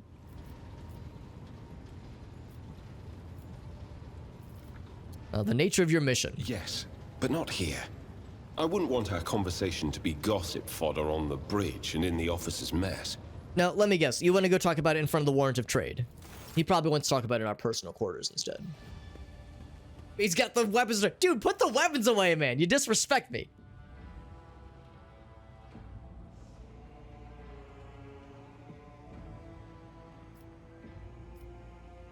The contentious presence of an Inquisition agent at my side, slightly unnerving. I'll say, listen, it's all right. It's just kind of weird. He smiles, but his eyes are cold still. The madmen preach the heretical doctrine among the denizens of the Coronis Expanse, instigating crimes and all that kind of shit. Okay, so he says, I'm here to at the Lord Inquisitor's request. Meet with one of my observers on the capital world of your domain, so that's the main one. We could also give a lower Imperium success already. Ordo Xenos agents. It lies closer than you think. I mean, you just think a one-on-one conversation like this would be okay, but no, he's got this. He's fucking ready to throw down at a moment's notice. Zero hesitation, zero chill. All about fuckery entirely. Dictated by the need to fight the Xenos, but there's more. It's this cult fuckery now. I'll reveal the truth someday, but right now I ask you to display humility and patience. He says the cult is tangentially related to my main specialization. So the cult thing is part of why he's here. Show lenience towards my actions that would otherwise be interpreted as radical.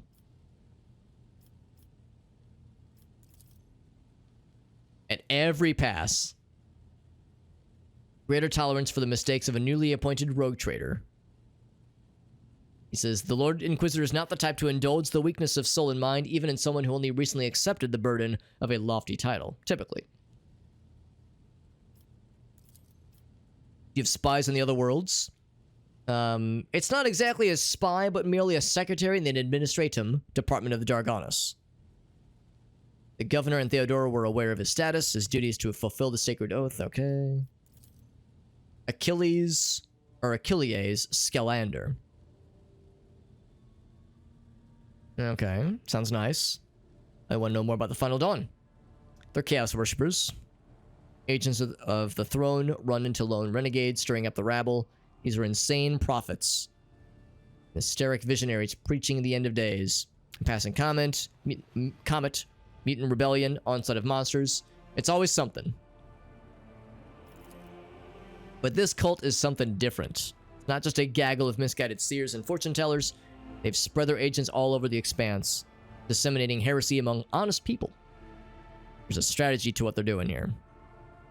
And they have military power as well to do some damage. The difficulty of this warp jumps is detrimental, but mostly an inconvenience.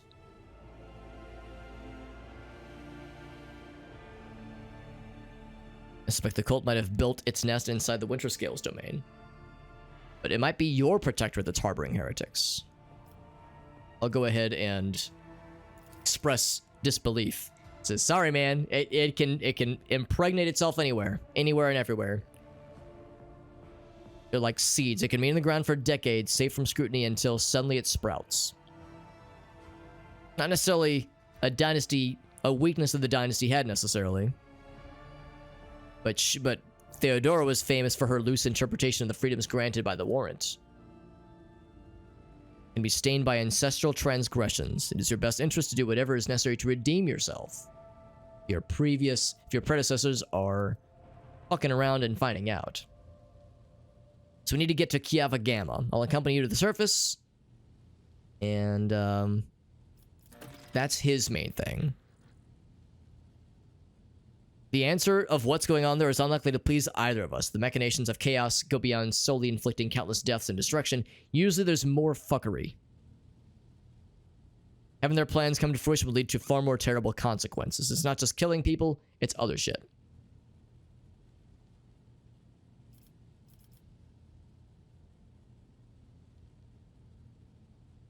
Yeah, Chaos Space Marine, right. What's at Kiava Gamma specifically? He says, I've just found bits of data that tell me there's something cool there. Something interesting. What about that Chaos Space Marine? He says, we'll probably find another one. The fact that they're siding with the cult is bad news. They seldom show up alone. There'll be more. More squads of Chaos Space Marines in the Expanse. Oh boy.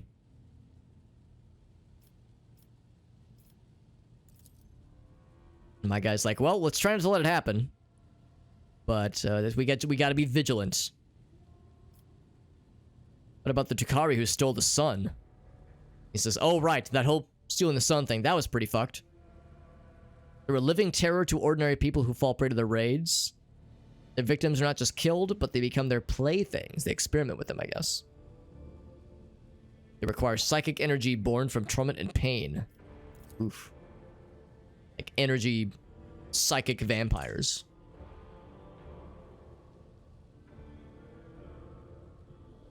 The objectives of the raids are to grab fresh victims. Okay, then they disappear.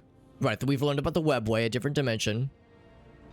Conceals Kamora, the dark city of Drukhari, from which no one can escape. I don't know why they stole the sun or what they want to do with it. Are they playing into chaos, which seems unlikely? Or are Aurora's divinations?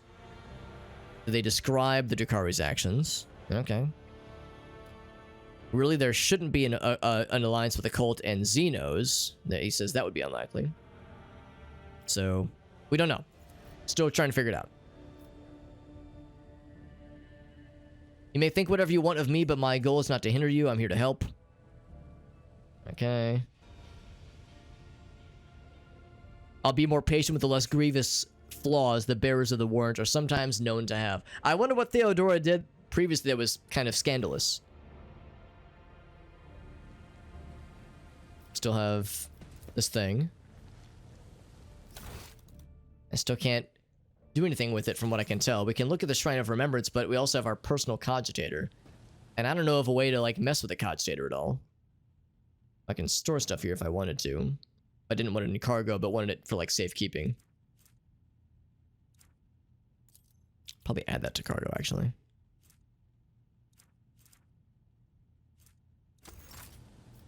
Yeah. Yeah, still not sure like if there's a way to use the cogitator in some way. But I just noticed that the icon for the cogitator is the Owlcat Games studio logo, which is kind of fun.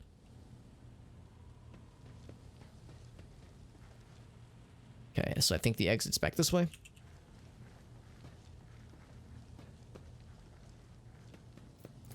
Back to the bridge. So we've had all the conversations that we needed to have, I think. So Heinrichs is still here. To what do I owe this visit? So I could ask him more background info, but I could say like, yo, get rid of Adira for me. If we didn't want an unsanctioned psyker to be in our retinue any longer. There's Janris. Bolster my retinue with skilled fighters. Yeah, train them up. Shipping and transportation of some goods. So we could trade with this guy more. We have some kind of connection with each person, with each group. Specifically on this planet, it would seem, which is kind of nice. In the previous planet, or a system at least, we only had the Fellowship of the Void, and I think the Imperial... Maybe, no, not even the Imperial Navy. Actually, for the Imperial Navy, do we have anything that he would want? Show tradable. No, well, very little. He wants... What does he want? Hide untradable. Void Pirate treasure, or trophies. Sure, yeah, you can have those. It's gonna be a while before we can trade anything else. But... Or, I'm sorry, before we can level up, that is. So it's something. It's something. And yeah, I can't get shit right now. And then Vladium. We have some bonus grenades. I'll take those. Hoo boy. Rank 1, we actually would be able to get some things. But he's expensive. So heretic trophies, Xeno artifacts, jewelry. Yeah, these are all similar things. Do we have enough various things to get to rank 1? If I traded him everything, the answer is only barely. Yeah, well, that's right. That's right. I remember this now. We already looked at him. So Ryza, we've already dealt a decent bit with. I think we already sold her a bunch of stuff. Already looked at the Explorators. Hieronymus, same thing here. It would take a lot to level him up, so I think I'll hold off for now.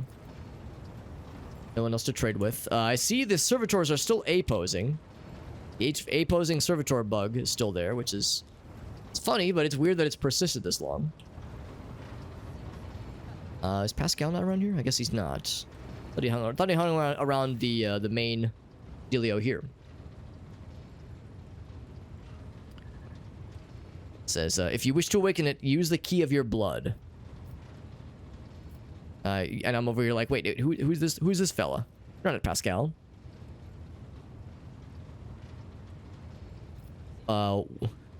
What is this blood blood key I'm supposed to use? The dynamic blood that runs in your veins. I don't know if I know. Actually, you know what? Maybe I do want to do this right now. Just slurp a little bit of blood. It is awake and waiting to receive you. This data slab, that's right. I wish to know its contents. So this is what I'm supposed to use to decrypt that thing. Okay. There's a hidden cache on Darganis that will give us more deets. I don't know how you got that from this blurb of command prompt intel. Numerous critical errors. The data is damaged.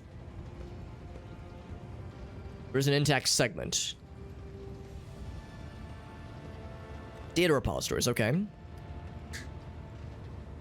It can provide us with data keys that can unlock said repositories.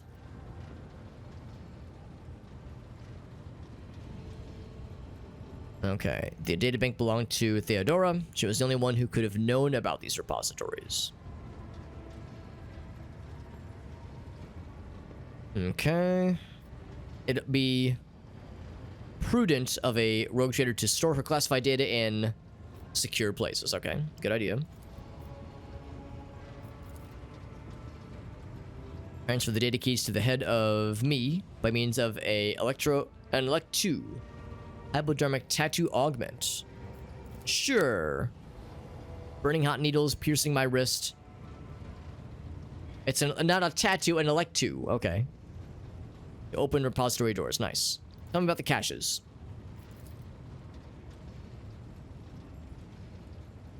Okay. So, I think this means... Okay, I was gonna say we have a pretty good chance. Let's try them both. 7% or 7 experience gained. The data has been restored, but just a single phrase. Litanies of the motive force. That's all we could salvage. What about this one?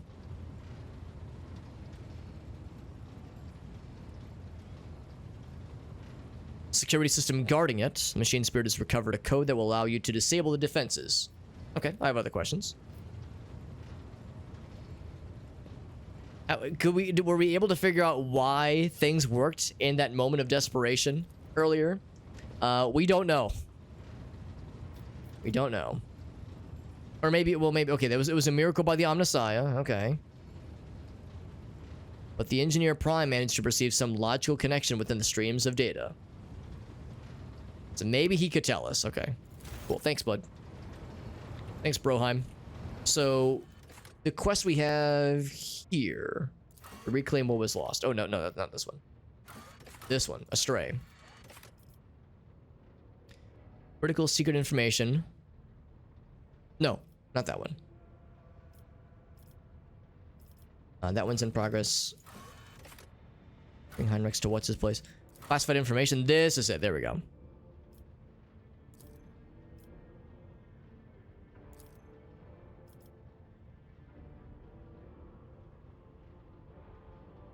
Okay. So that's just an other quest, just a kind of a, not even a side quest, but a side quest. Okay. I'm glad we went ahead and knocked that out, and we'll be just aware that when we go to, I think, Kiava Gamma, we'll have some kind of way to overcome whatever defenses are blocking the place that we want to investigate. And there's Jai. Thank you again for helping Pearly me with the teeth. cargo, Shireen. I am sure the Ashmags who squirreled away my goods won't give up so easily, and I'll hear more about their scheming yet. Let's strike a deal, Shireen. I will watch your back. If you Oh, right, she had some other favor. Well, enough jokes. Is there something you wanted? Was there business you wish to discuss? Oh, Shireen, I did manage to spark your interest. Allow me to invite you to a more private place. My words are meant for your ears alone. Your ears alone, oh my.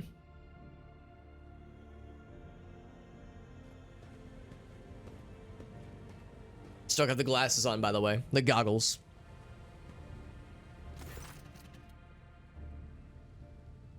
Making her small smile appear even more mysterious. You know what people on my world say when such a thing happens? What's gained is to be shared with your neighbors, she says. So she gave me a couple nice things. A polished Eldari rifle, which I can't use, but she could use. And an ornate sword. I mean, these are probably two things she should be using. Actually, maybe we can use Eldari. Maybe. Maybe. A French person? Oh gosh. Yeah, I guess the accent is kind of vaguely French. Xeno heresy. My lowliest enforcers are equipped with deadlier weapons than this. I'll just say I accept it with gratitude. The Xeno's mastery of their craft. I am mildly heretical, so there is that. The matter I wanted to discuss with you is this. I sell Xeno artifacts to interested Imperial subjects and Imperial trinkets to Xenos. Business is going well, but expansion is where I've hit a wall, she says. So, a rival named Falco is a thorn in her side. The theft of my cargo was his doing. Okay. So I go on. If you were to put in a good word for me with the servants of the Adeptus Administratum, I could become an official trade representative of the Imperium. A scrap of paper will offer me and my agents protection against the schemes of these bad guys trying to outpace me. The Inquisition himself will have to think twice before they mess with me, as I'll be a representative of the law in my own right. This will cost you nothing, she says. Just stop at the Administrative Palace, obtain a certificate. It's located on Darganis, which is our capital.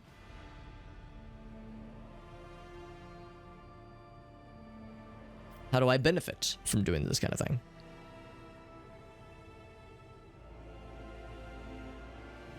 Farsight says I'm British. Well, there you go. Time for sleepy times. There you go. There you go. Have a good night, Meerkat. Thanks for hanging out, buddy. I know it is getting kind of late. I'll probably be wrapping up about half an hour or so. Other than my eternal gratitude, imagine having someone in your retinue with the weight of authority behind her. That sounds simple enough. I'll fucking do it. Graces you with a dazzling smile. I may not be a trade representative of the Imperium yet, but I can still help.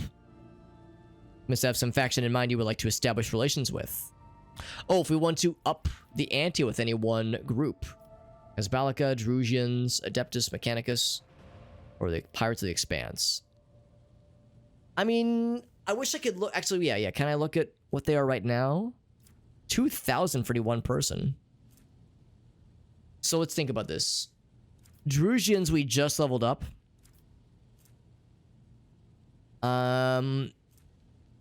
Fellowship of the Void is also, I think, pretty good.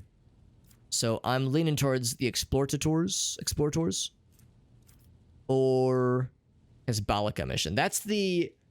Asbalica is the crime syndicate. Let's go with these guys, I think.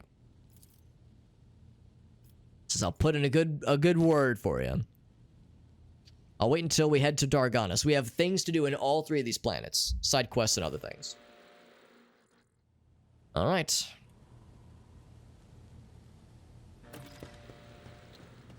Master of Seals. Yeah, that'd be the guy that would offer this official decree once we get to the fancy place. What's up, whale? British. The T is silent. I looked over at Heinrichs. He was just kind of nodding his head. It's like he was headbanging. He was listening to some tunes or something. So this Jai. Adira is right here. And the fellows are still A-posing. Nope, surprise there. So, do you know anything about the caches left by Theodora and Dragonis and Kiava Gamma? Me? Not a clue, Lord Captain. I don't know who Lady Theodora would have told about a thing like that, but it definitely wasn't me. Why would you whisper that to me now? Why? So she heard something. Grief passes over her face like a shadow. Lord Captain, I don't know anything about caches or Lady Theodora's secrets, but the voices have just reminded me about something. I was once given the chance to try some real wine. Some real wine. Gave me Some heresy whale? Who knows, buddy? Who knows? Old synthetic booze, but her favorite plonk. That's a fun She word. always drank it in her palace. It was golden in color, and its name was Flame of Purity. A silly name, but the flavor was so intense and like nothing I'd ever tasted before or since. Apologies. It's probably not important, but I don't know anything more than that. Well, that is an interesting little vision. I don't know if that's an indication of what's going to be in these caches. It might just be booze. It might just be booze that we would add to our cargo. What awaits me in my future? All right, let's hear what they're whispering about you. An ancient world with a riven heart. Find the path to it, and its riches will be yours. But paths there are two, and both will cloak you in disgrace, and neither is what it seems. What will you choose, rogue trader? The fall of the Empyrean, or the fall of the dead gods? Very ominous and spooky sounding. In the cradle of your ancestors, a black dragon hungers, cunning and spitting venom. Many paths lead from home, but only one leads back to it, black and full of sorrow. When you start along the path, make haste. Make haste. All right. Another road. Wow, we get a whole lot. The road begins at the threshold of the expanse and leads to the bowels of the emerging world.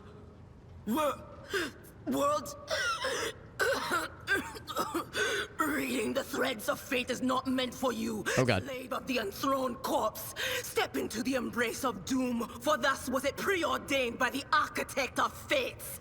Can we just really appreciate this fucking voice acting? Really, really fucking dramatic and badass. So she turned gray and she was gasping for breath, but a foreign voice emerges. Slave of the enthroned corpse, he says. Yeah, that's like a warp heresy voice taking over for just a second. That wasn't me. I swear on everything that's holy. I don't know what the second road is or who watches over it, but I beg you, stay away from it. Just whatever it is, it's fucking messed up, dude. Some fucky shit. Something pale and wriggling flies out of her mouth and hits the floor. White maggots that melt and turn to smoke. What the fuck? What the fuck? Yo, I just wanted my fortune, man. I didn't. I'm gonna leave. I must take my leave. I'm sorry, Lord Captain. The voices are going wild. Can't make out anything else. All right, yeah, I'm gonna leave now. Thanks, lady. Thanks for puking up maggots when I asked to have my fortune told. That was very fucked up. But I mean, did I learn something? Well, I learned that we have more dead servitors on board. Here's Pascal and Abel.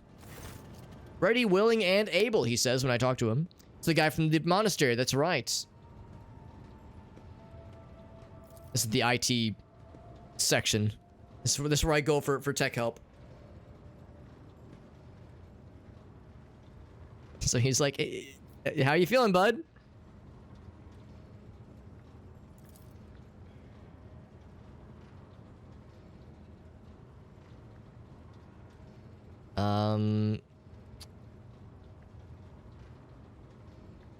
So I guess he's good? The way he's speaking is kind of weird. He's passed the diagnostics, okay.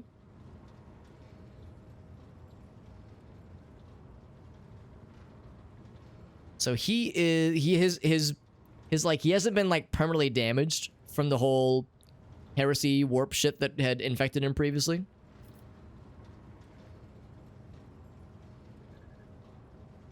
I trust you pose no threat to the ship, right, bud? What was flawed has since been purged.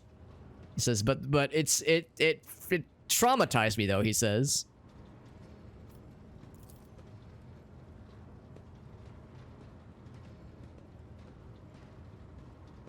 But Pascal like tries to reassure him. He's like, listen, don't scare him, man. What do you think is troubling him? Was it maybe the shock inflicted upon his scheme by this systemical attack, he says. But there's something else. He foresees something. Threatens both him and those around him. Trying to study this threat. What is this judgment? Only he knows. He fears he might not make the right decision at the critical moment, so I will do it for him.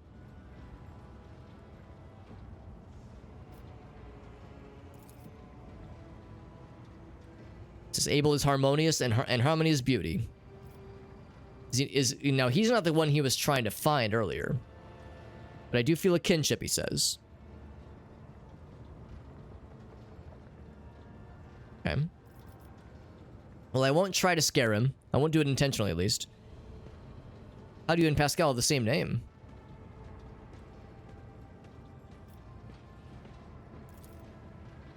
His answers can be enigmatic. You don't fucking say. I mean, all these... really, all tech priests we talk to are the same way. And that it's kind of hard to really piece together what they say. His mind works differently from ours. Harmonic imagery and notices the symmetries, proportional relationships in the world around him. It's kind of like poetry. Poets among tech priests. Techna lingua is rhythmical and possesses a broad semantic scope. What is Abel talking about exactly? He says, I don't know. Convey the idea that our matching identifiers are not the key to some vital point.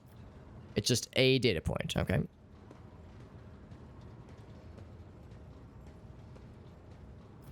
Abel, what do you mean? He says, I'm just gonna be silence. It's gonna be quiet.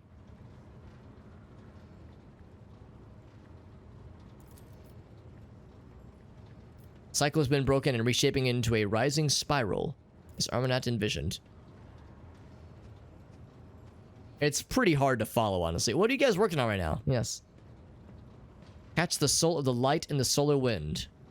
I think that means he's looking for the star that got stolen. Or oh, here we go. The depersonalized minds of these machine servants are in a data dream, possessing enormous arrays of assorted data and aggregating them. Oh, obviously, of course. It's so natural. Coincidences where exactness defied logic. Okay. But Abel is helpful at this. Well, let's all look. Logical connections? Sure. The runes are devoid of any meaning, but you notice a few among them combine into formulate in computational graphs. And Abel seems to maybe be amused by us noticing this. Yeah, it is... He does kind of speak in vague poetry.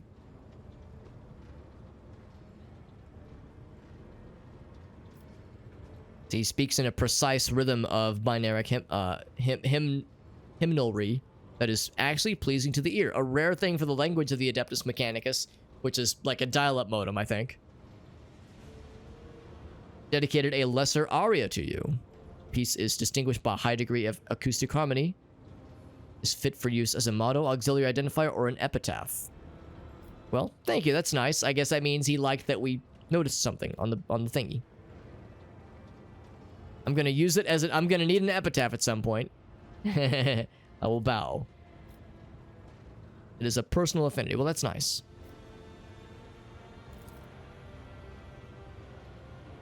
The hair has been removed from every servitor's head. Interesting.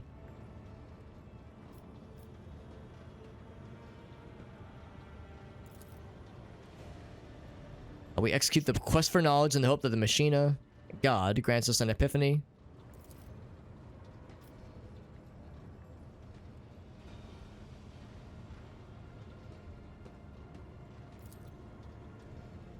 So we ask him what he thinks of Abel's preachings. We follow a path charted by a great mind, but that path leads to darkness, he says. This is a lot. This is a lot, and it's really hard to talk to Pascal or any tech priest because the way they speak is so garbled and full of like, this is not how humans talk kind of things. It's like, can we speak in plain English, please? There's lots of big allusions to things that only really tech priests can understand.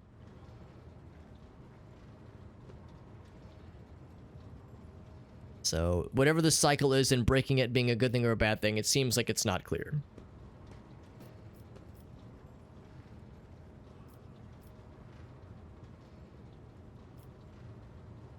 I will not presume to make pronouncements on the future. That's how I feel. No one knows the future. I will take my leave. And then Abel's like, oh, happy to see you. Yeah, he's trying. He's trying to talk like a person. The Omnissiah knows all. Okay, so nothing new with Pascal then. Yeah. It's like this often goes with this game. It is frequently just a lot. This game sometimes is a little extra with the lore and with the techno dumps and whatnot, but honestly, that's just how it goes. Of course, it's going to be extra. That's Warhammer. Warhammer is by every designation is full of extraness. So it's something you just got to run. Just got to run with it, honestly. You just roll with these things. All right, so now that we've done all of that, we've done a whole lot of it. I kind of want to just do the, like, investigate each planet onesie twosie. We want to do all three of them, obviously. I don't know if it really matters which one we do first. Within reach of our protectorate, restoring communication with your planets and all that jazz. We also got some mobile extratium. Okay. So, to be clear, how would we actually go back to our own place, our own home? Because there's nothing here. Actually, maybe we have already been here. Truce's Blessing. Have we been here before? A familiar voice. Or fast. Oh, okay. Right. Okay, yeah. Oh, we've already talked with this guy. In the dead world, it says already explored. I mean, that really means there was nothing when we tried to scan it earlier. Now, we could plot an extratium. But this world is quite dead and quite sad. There's no resources. It would not be worth it. How about this place? See it from the inside. I can't get into that one. Okay. Well, then I guess it begs the question of how, it says artificial facility unidentified object. Does that mean like there's something down here? There's like a radar sort of. Unidentified object. It's not this. Or maybe that is what it is.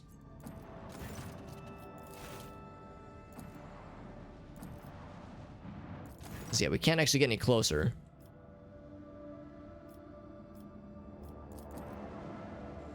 Let's not fly into the sun. Probably a good idea. Yeah, there's really nothing that jumps out at me. Let's leave the bridge. Is the idea that we need to go to the other? We need to, I guess, warp to another location. Maybe we talk to Abelard. Trying to think who we would talk to initiate that whole conversation. Because we'll be coming back to Footfall eventually anyway.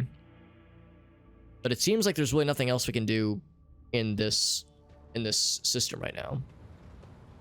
Lord Captain. Do you know anything about Theodore's caches? It is wise for a rogue trader to have caches where they can safely store important information. And utterly unwise to share the coordinates of such caches with anyone. Even one's most trusted associates. So he probably doesn't know anything. How to find the caches, but I can offer some help. Your predecessor used this numeric code to deactivate. Okay, we already know about that one. In her service. If I know Lady Theodora as well as I think, then I'm quite certain that she left her caches well guarded. In that case, this code will be useful to you.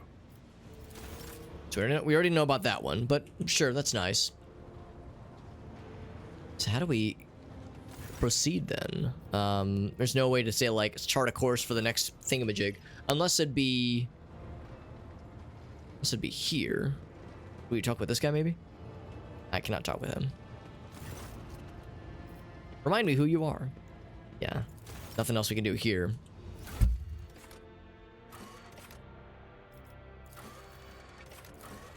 The hunt for knowledge, where the shadows are deepest of all. Right, the quarantine situation.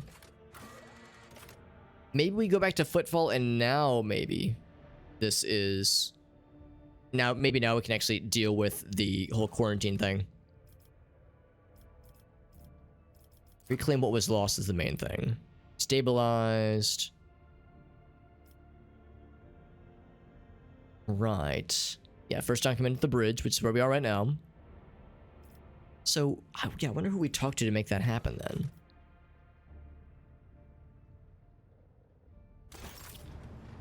Is there... would it be our navigator? Would it be Cassia? Let's go talk with her. Oh, wait, there's a few other folks down here I didn't think to talk to, I don't think. Yeah, the helmsman. Let's talk with him. He has nothing. I could ask him, who are you again? You talk with Argenta. She actually might have more information about the Theodora thing. Lord Captain, your presence is welcome. And I wish to apologize for my prior coldness. After our first meeting, I was concerned that you would turn out to be another faithless offshoot of the von Valancius dynasty, like the traitor Conrad. But now I see before me a worthy leader and servant of the Imperium. I am glad to accompany you in your endeavors. Actually, I'm curious if there's like more... If such is the rogue trader's wish, although there isn't much I can tell. I am the Emperor's daughter and his servant. What else is there to know? I don't know if... this probably wouldn't really... I mean, these things can be interesting, but they're probably not going to give us anything worthwhile. My pleasure. Let's discuss the Salus Prime Of stuff. course. My mission is all I can think about. Although she already kind of gave us One a lot day of we- information about it. So yeah, nothing new. I was thinking like she would give us something that would kind of point us to our next steps. Helmsman has nothing. It's not a matter of getting on the... Yeah, let's talk to the navigator. Cassia, what you got? Words cannot describe how boring the bridge is without... What is your special sightseeing? Jai is like a gem. The brighter people shine around her, the clearer her faces reflect a myriad of colorful gleams. They are all parts of Jai, but no single one of them is her. I cannot discern her true colors through the veil of her motley shawls. I peel off hue after hue, only to find a different color underneath every time. I have enjoyed... Okay, so Jai is a special sort. Well, what if we go back to Footfall then? Maybe there's still... Maybe we, like, need to finish our business there before we can leave here. So maybe that means the quarantine zone actually is accessible now.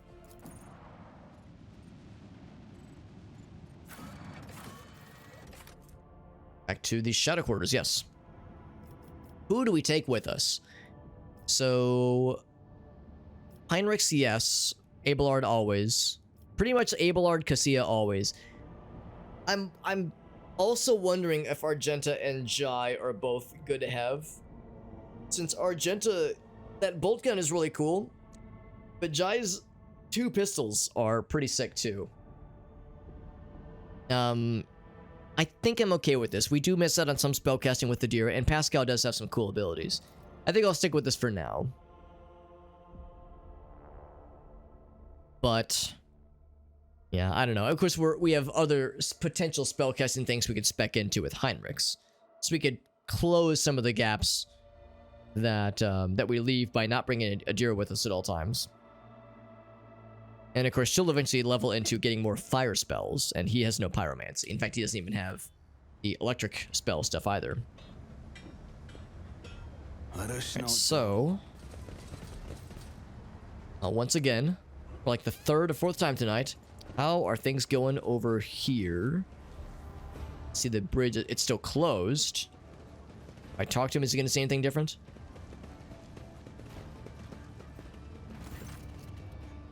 He says the same goddamn thing, yeah. He says, I'll let you in eventually. Make a way for you in sooner or later. That's really not helpful. I really don't know where to go from here then. Check the quest log again. Here's the tablet thing. Oh, right. So that'd be at Darganis. Okay.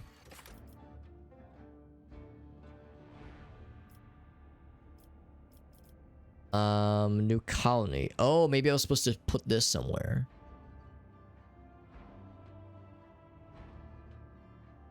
I wonder if I was supposed to do something with the dead world then. Maybe that's what this is getting at. Granted, it's a companion quest.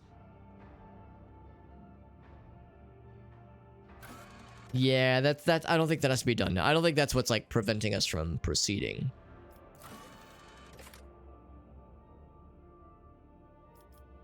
Study more planets. This quarantine situation.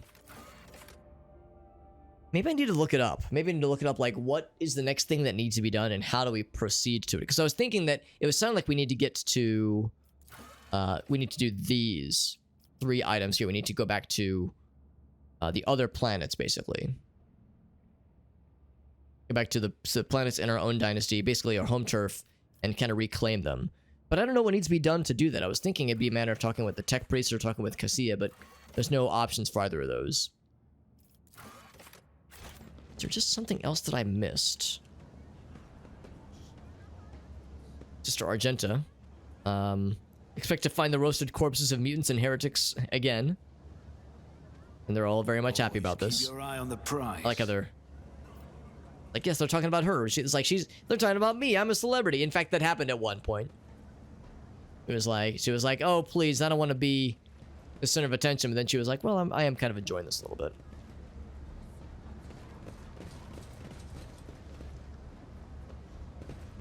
But yeah, so there's nothing that I think we can do right here. It seems like the only way through is through that kind of that blocked piece. Is there money to be made? The rest of Footfall, and I guess, yeah, nothing else has anything of worth. Let's go back to the dock, and I guess go back to the ship. There must have been something I missed then to proceed to this kind of other group of planets. I'm assuming it's its own system.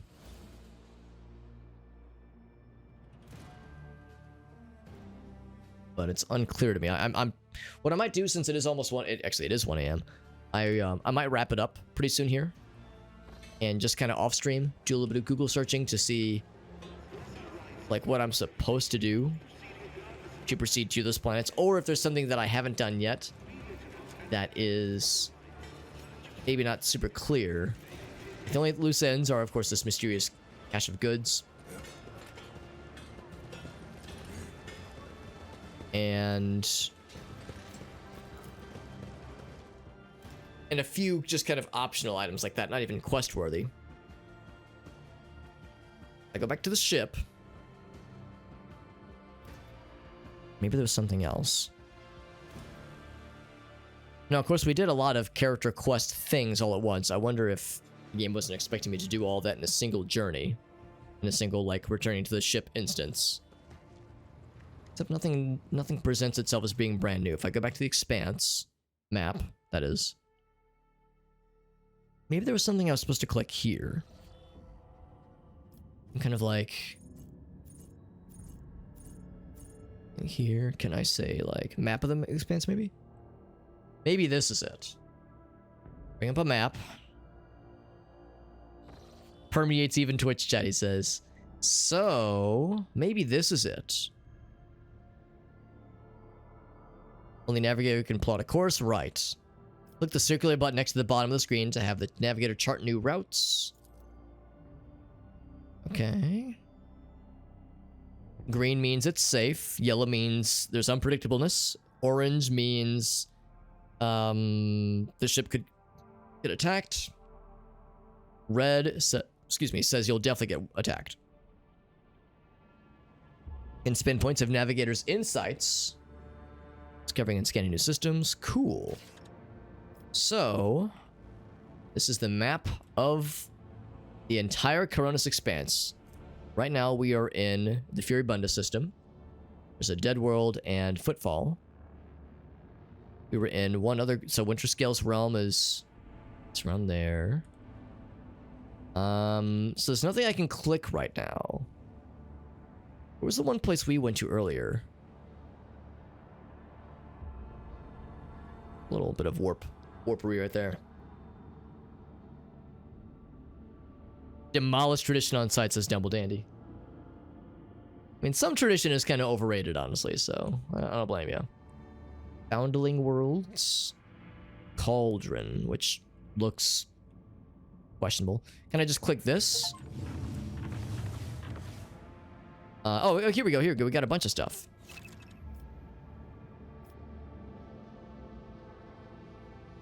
Still get there by spending points.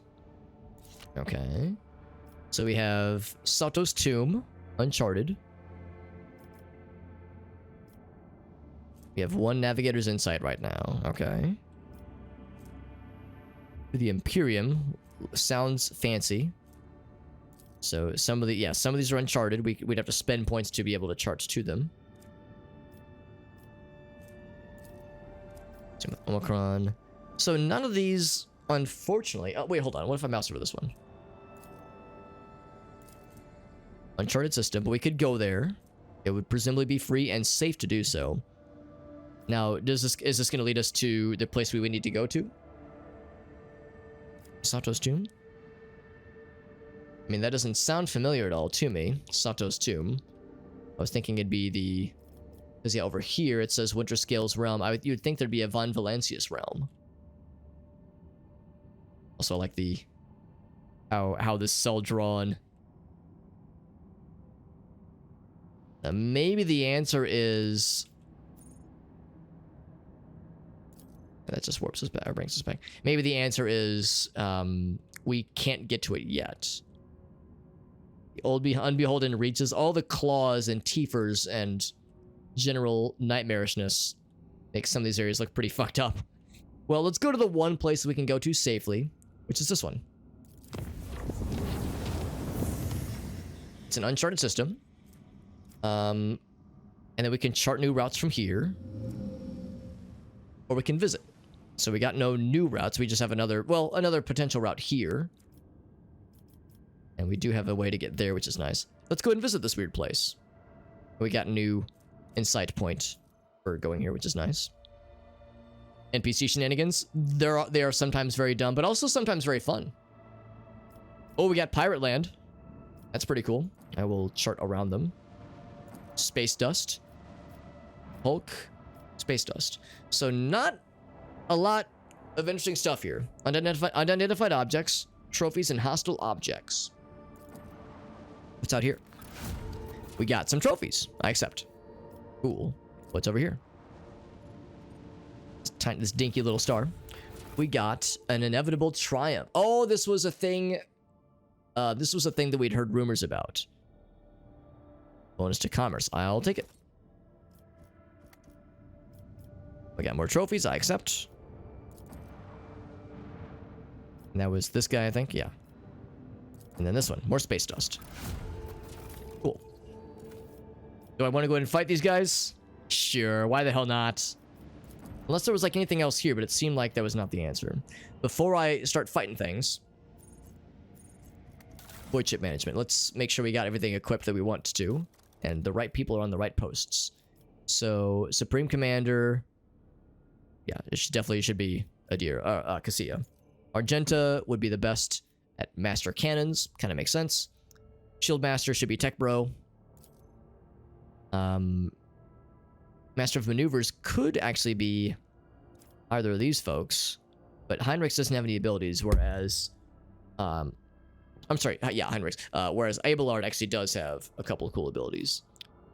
And then warp channeler. Yeah, it makes sense for that to be Adir. And then me. I'm good at etherics, whatever that means. So, all right, so we got all the right people with the right posts. We have a ways until we can level up the ship, I think. And of course, components. I think we did do one upgrade previously. RAM can be upgraded. The ability to RAM, that is, can be upgraded. Can increase hull integrity.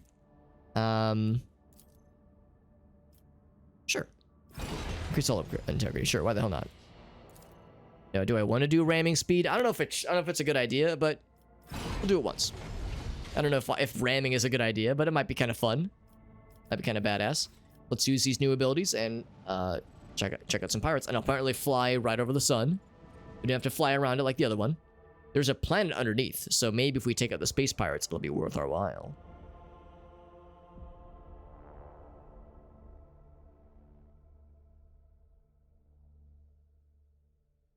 All right.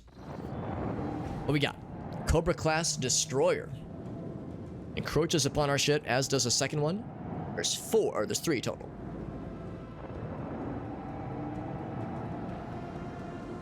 He's a little bit further away. All right, time to do some cool space dude shenanigans. Can I fire before I start moving? I think the answer is yes. So I could blast his ass with the lance. That's just in front. I could do the cool... I could just ram his ass, but I would miss. I will do the blasty blast. I can melt his laser ass down a bit. Fucked up his shields and really blasted his ass good. Can't do it again. Yeah, I cannot target him with that. He's just outside of range for this guy. We can... Okay, that's movement, though. Okay, so if I move a little bit closer... I can't do this again. Yeah. I gotta be... Now, I could, like, go... To queue up a ram, I think it would only be diagonal. So if I went right here... I could go ahead and use the cannons on this guy. It'd be pretty cool for me to just fucking blast this guy right from the get-go. Or I could have the torpedo. Oh, yeah, let's go ahead and launch the torpedoes. Yeah, let's go and launch them. I'm right here. And can I command the torpedoes right now? I think that's not till later. Till the end of the turn.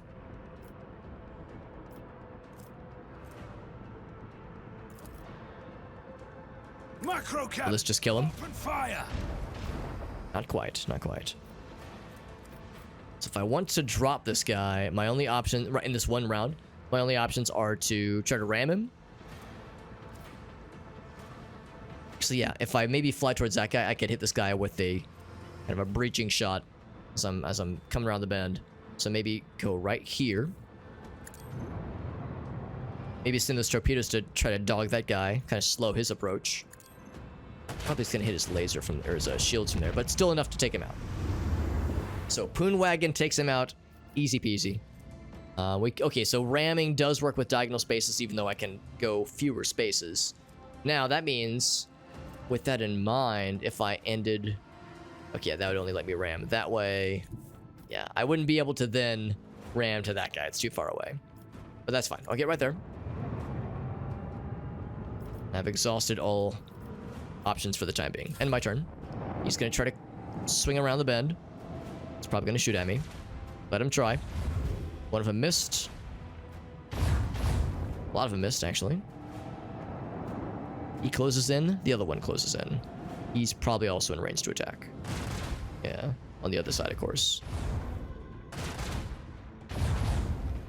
Okay, not too bad. And then the torpedoes. And I just, like, slurp right into him. And it instantly killed him? Jesus, those torpedoes are bananas. Now, it takes a little bit to reload him. Still, that was amazing.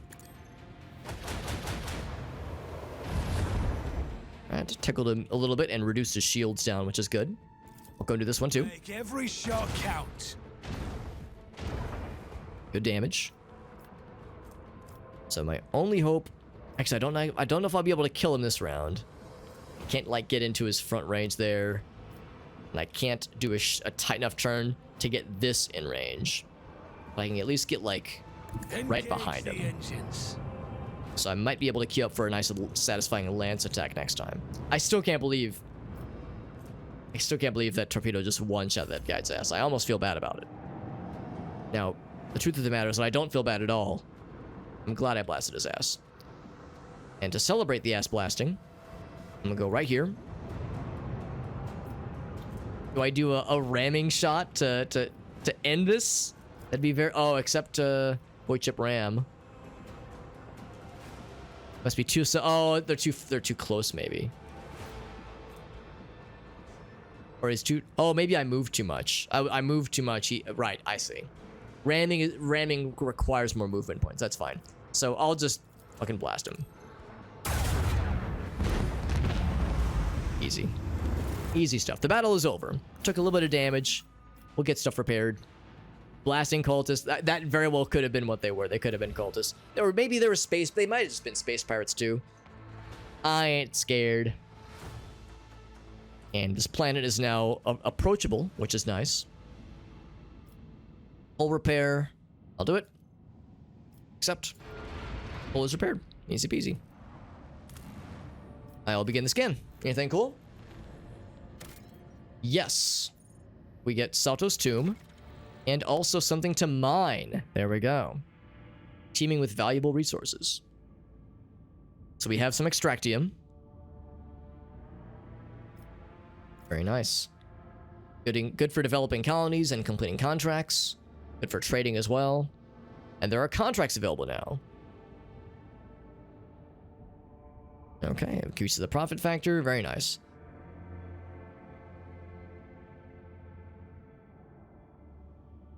Very nice. So I'll definitely do this one.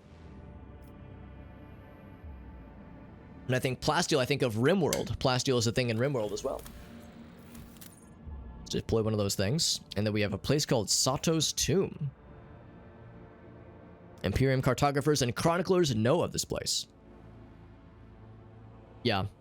Well, actually, the ship fighting combat stuff, or the ship fighting mechanics, rather, were something we learned a few streams ago. So it's kind of newish, but we did learn it not too long ago. So it's newish, but yeah, more combat systems, of course. Plasteel's from Star Wars as well. It wouldn't shock me. I know it's definitely in RimWorld, but yeah, it wouldn't shock me if it was in other places. Cyclopean Tomb Stations. Final resting place of Cornelius Sato. Discoverers of the Cronus Expanse. Very nice. 400 years ago, an unknown cosmic body rammed into the station, which made it collapse. It killed the settlers and made the world uninhabitable for centuries. The crater form can still be seen from orbit. There's a... What's that word? That's a sepulcher? Sepulcher for the entire planet. So the sorted place has neither life nor loot, but it's interesting. So, good stuff. So, yeah, we don't want to shut this down. So we'll just let that do its thing. It's an ice world. Very good. It's from Dune. Oh, cool. So Star Wars might have stole it from Dune, and if RimWorld and this universe stole it from Star Wars, and yeah, it's everybody borrowed it from somewhere else. It's kind of cool. So there's nothing else here at the Hulk.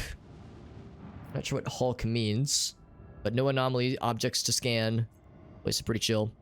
Let's go ahead and go back with this guy.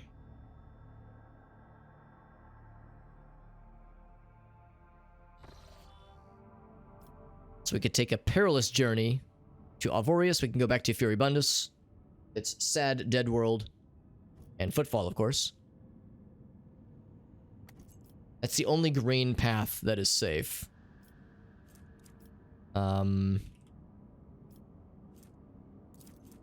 Uncharted.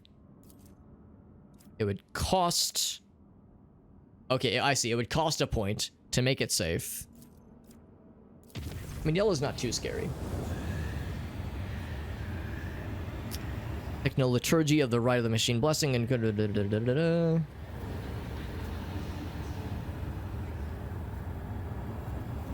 Okay. How the warp drive works that one time, yes.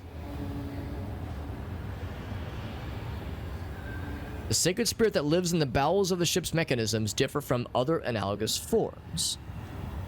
A unique power that cannot be called anything less than a blessing of the machine god. What does this mean? The ship's spirit is capable of making unpredictable calculations and actions. It's impossible to predict how it will behave in any given situation. But it's you currently showing obedience, okay. For now. Keep monitoring the ship, cool.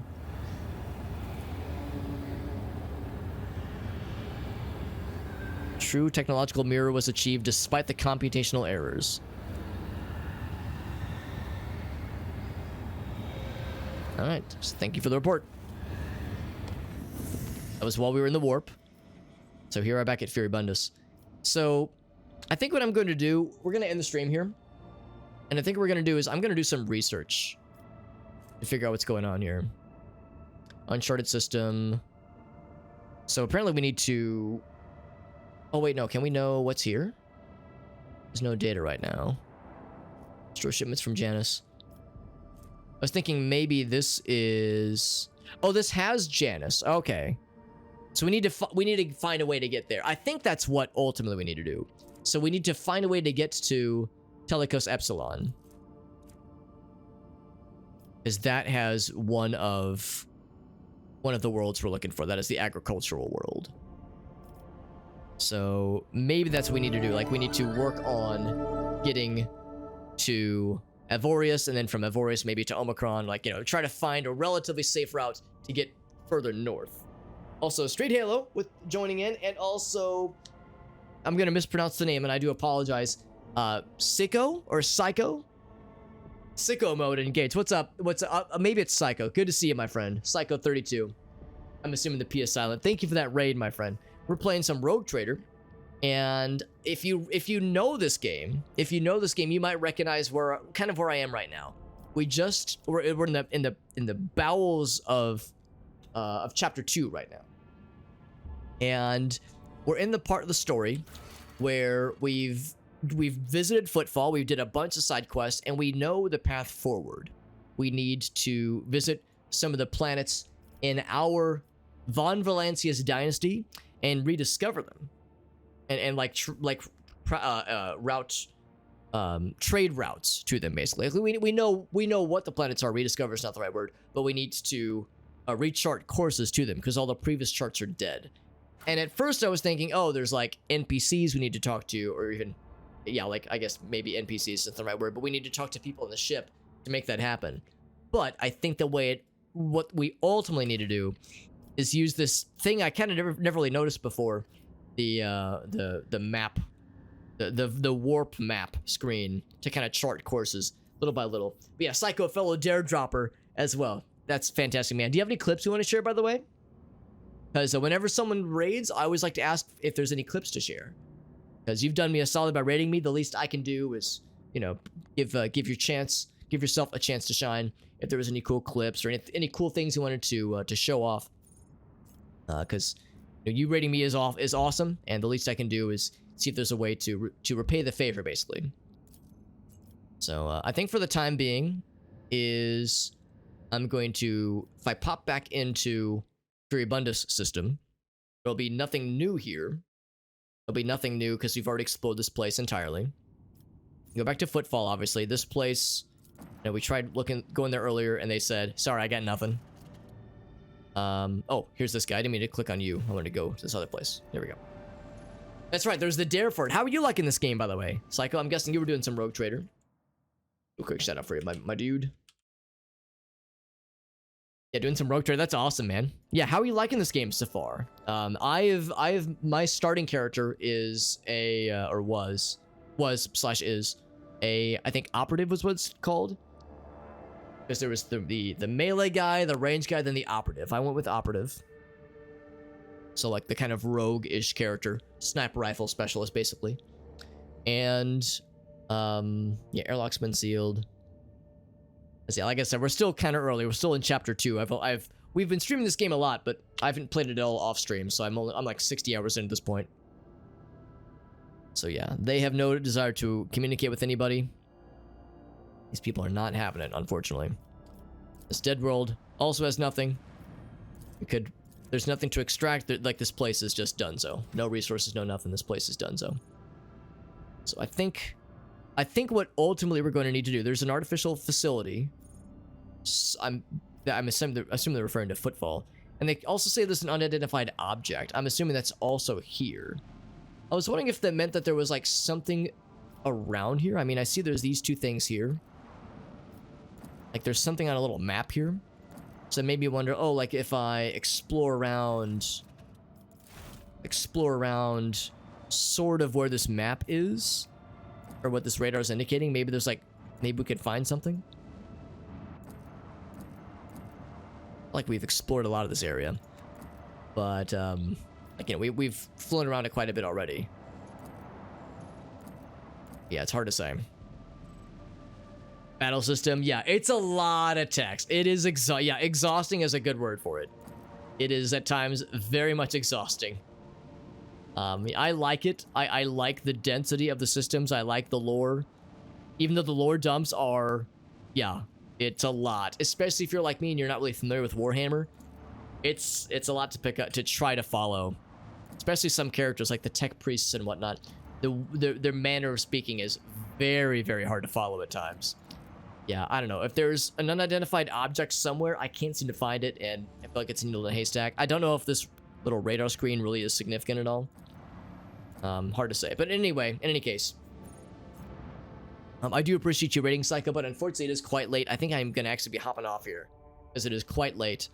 And I think my theory is that the way we proceed is with that mapping screen we were in. We get to the mapping screen by going to into the expanse map, and then clicking the expanse this like little display on the bridge. Yeah, clicking this guy, and then clicking on the overall warp map. I think that's the key forward here. It's your first Warhammer game? Yeah, this is my first like real Warhammer game. I've played Bolt Gun last year. I played Bolt Gun last year and I loved it. Very, very good game. And that game is obviously has some legit Warhammer isms, but you don't really need Warhammer knowledge about that. Like, when you play that game, you can just play that game, turn the brain off, and just blast bad guys, and it's great. Really good game. But yeah, that was my first like Warhammer game in title, at least. But the lore requirements are pretty chill. And I've also played Vermintide. Vermintide is that's Warhammer Fantasy, obviously, as opposed to Warhammer proper.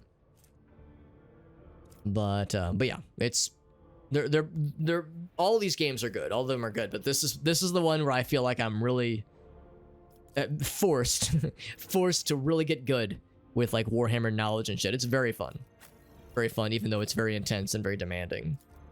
So commerce is this lady. She's already got good logic, but this would be amazing commerce.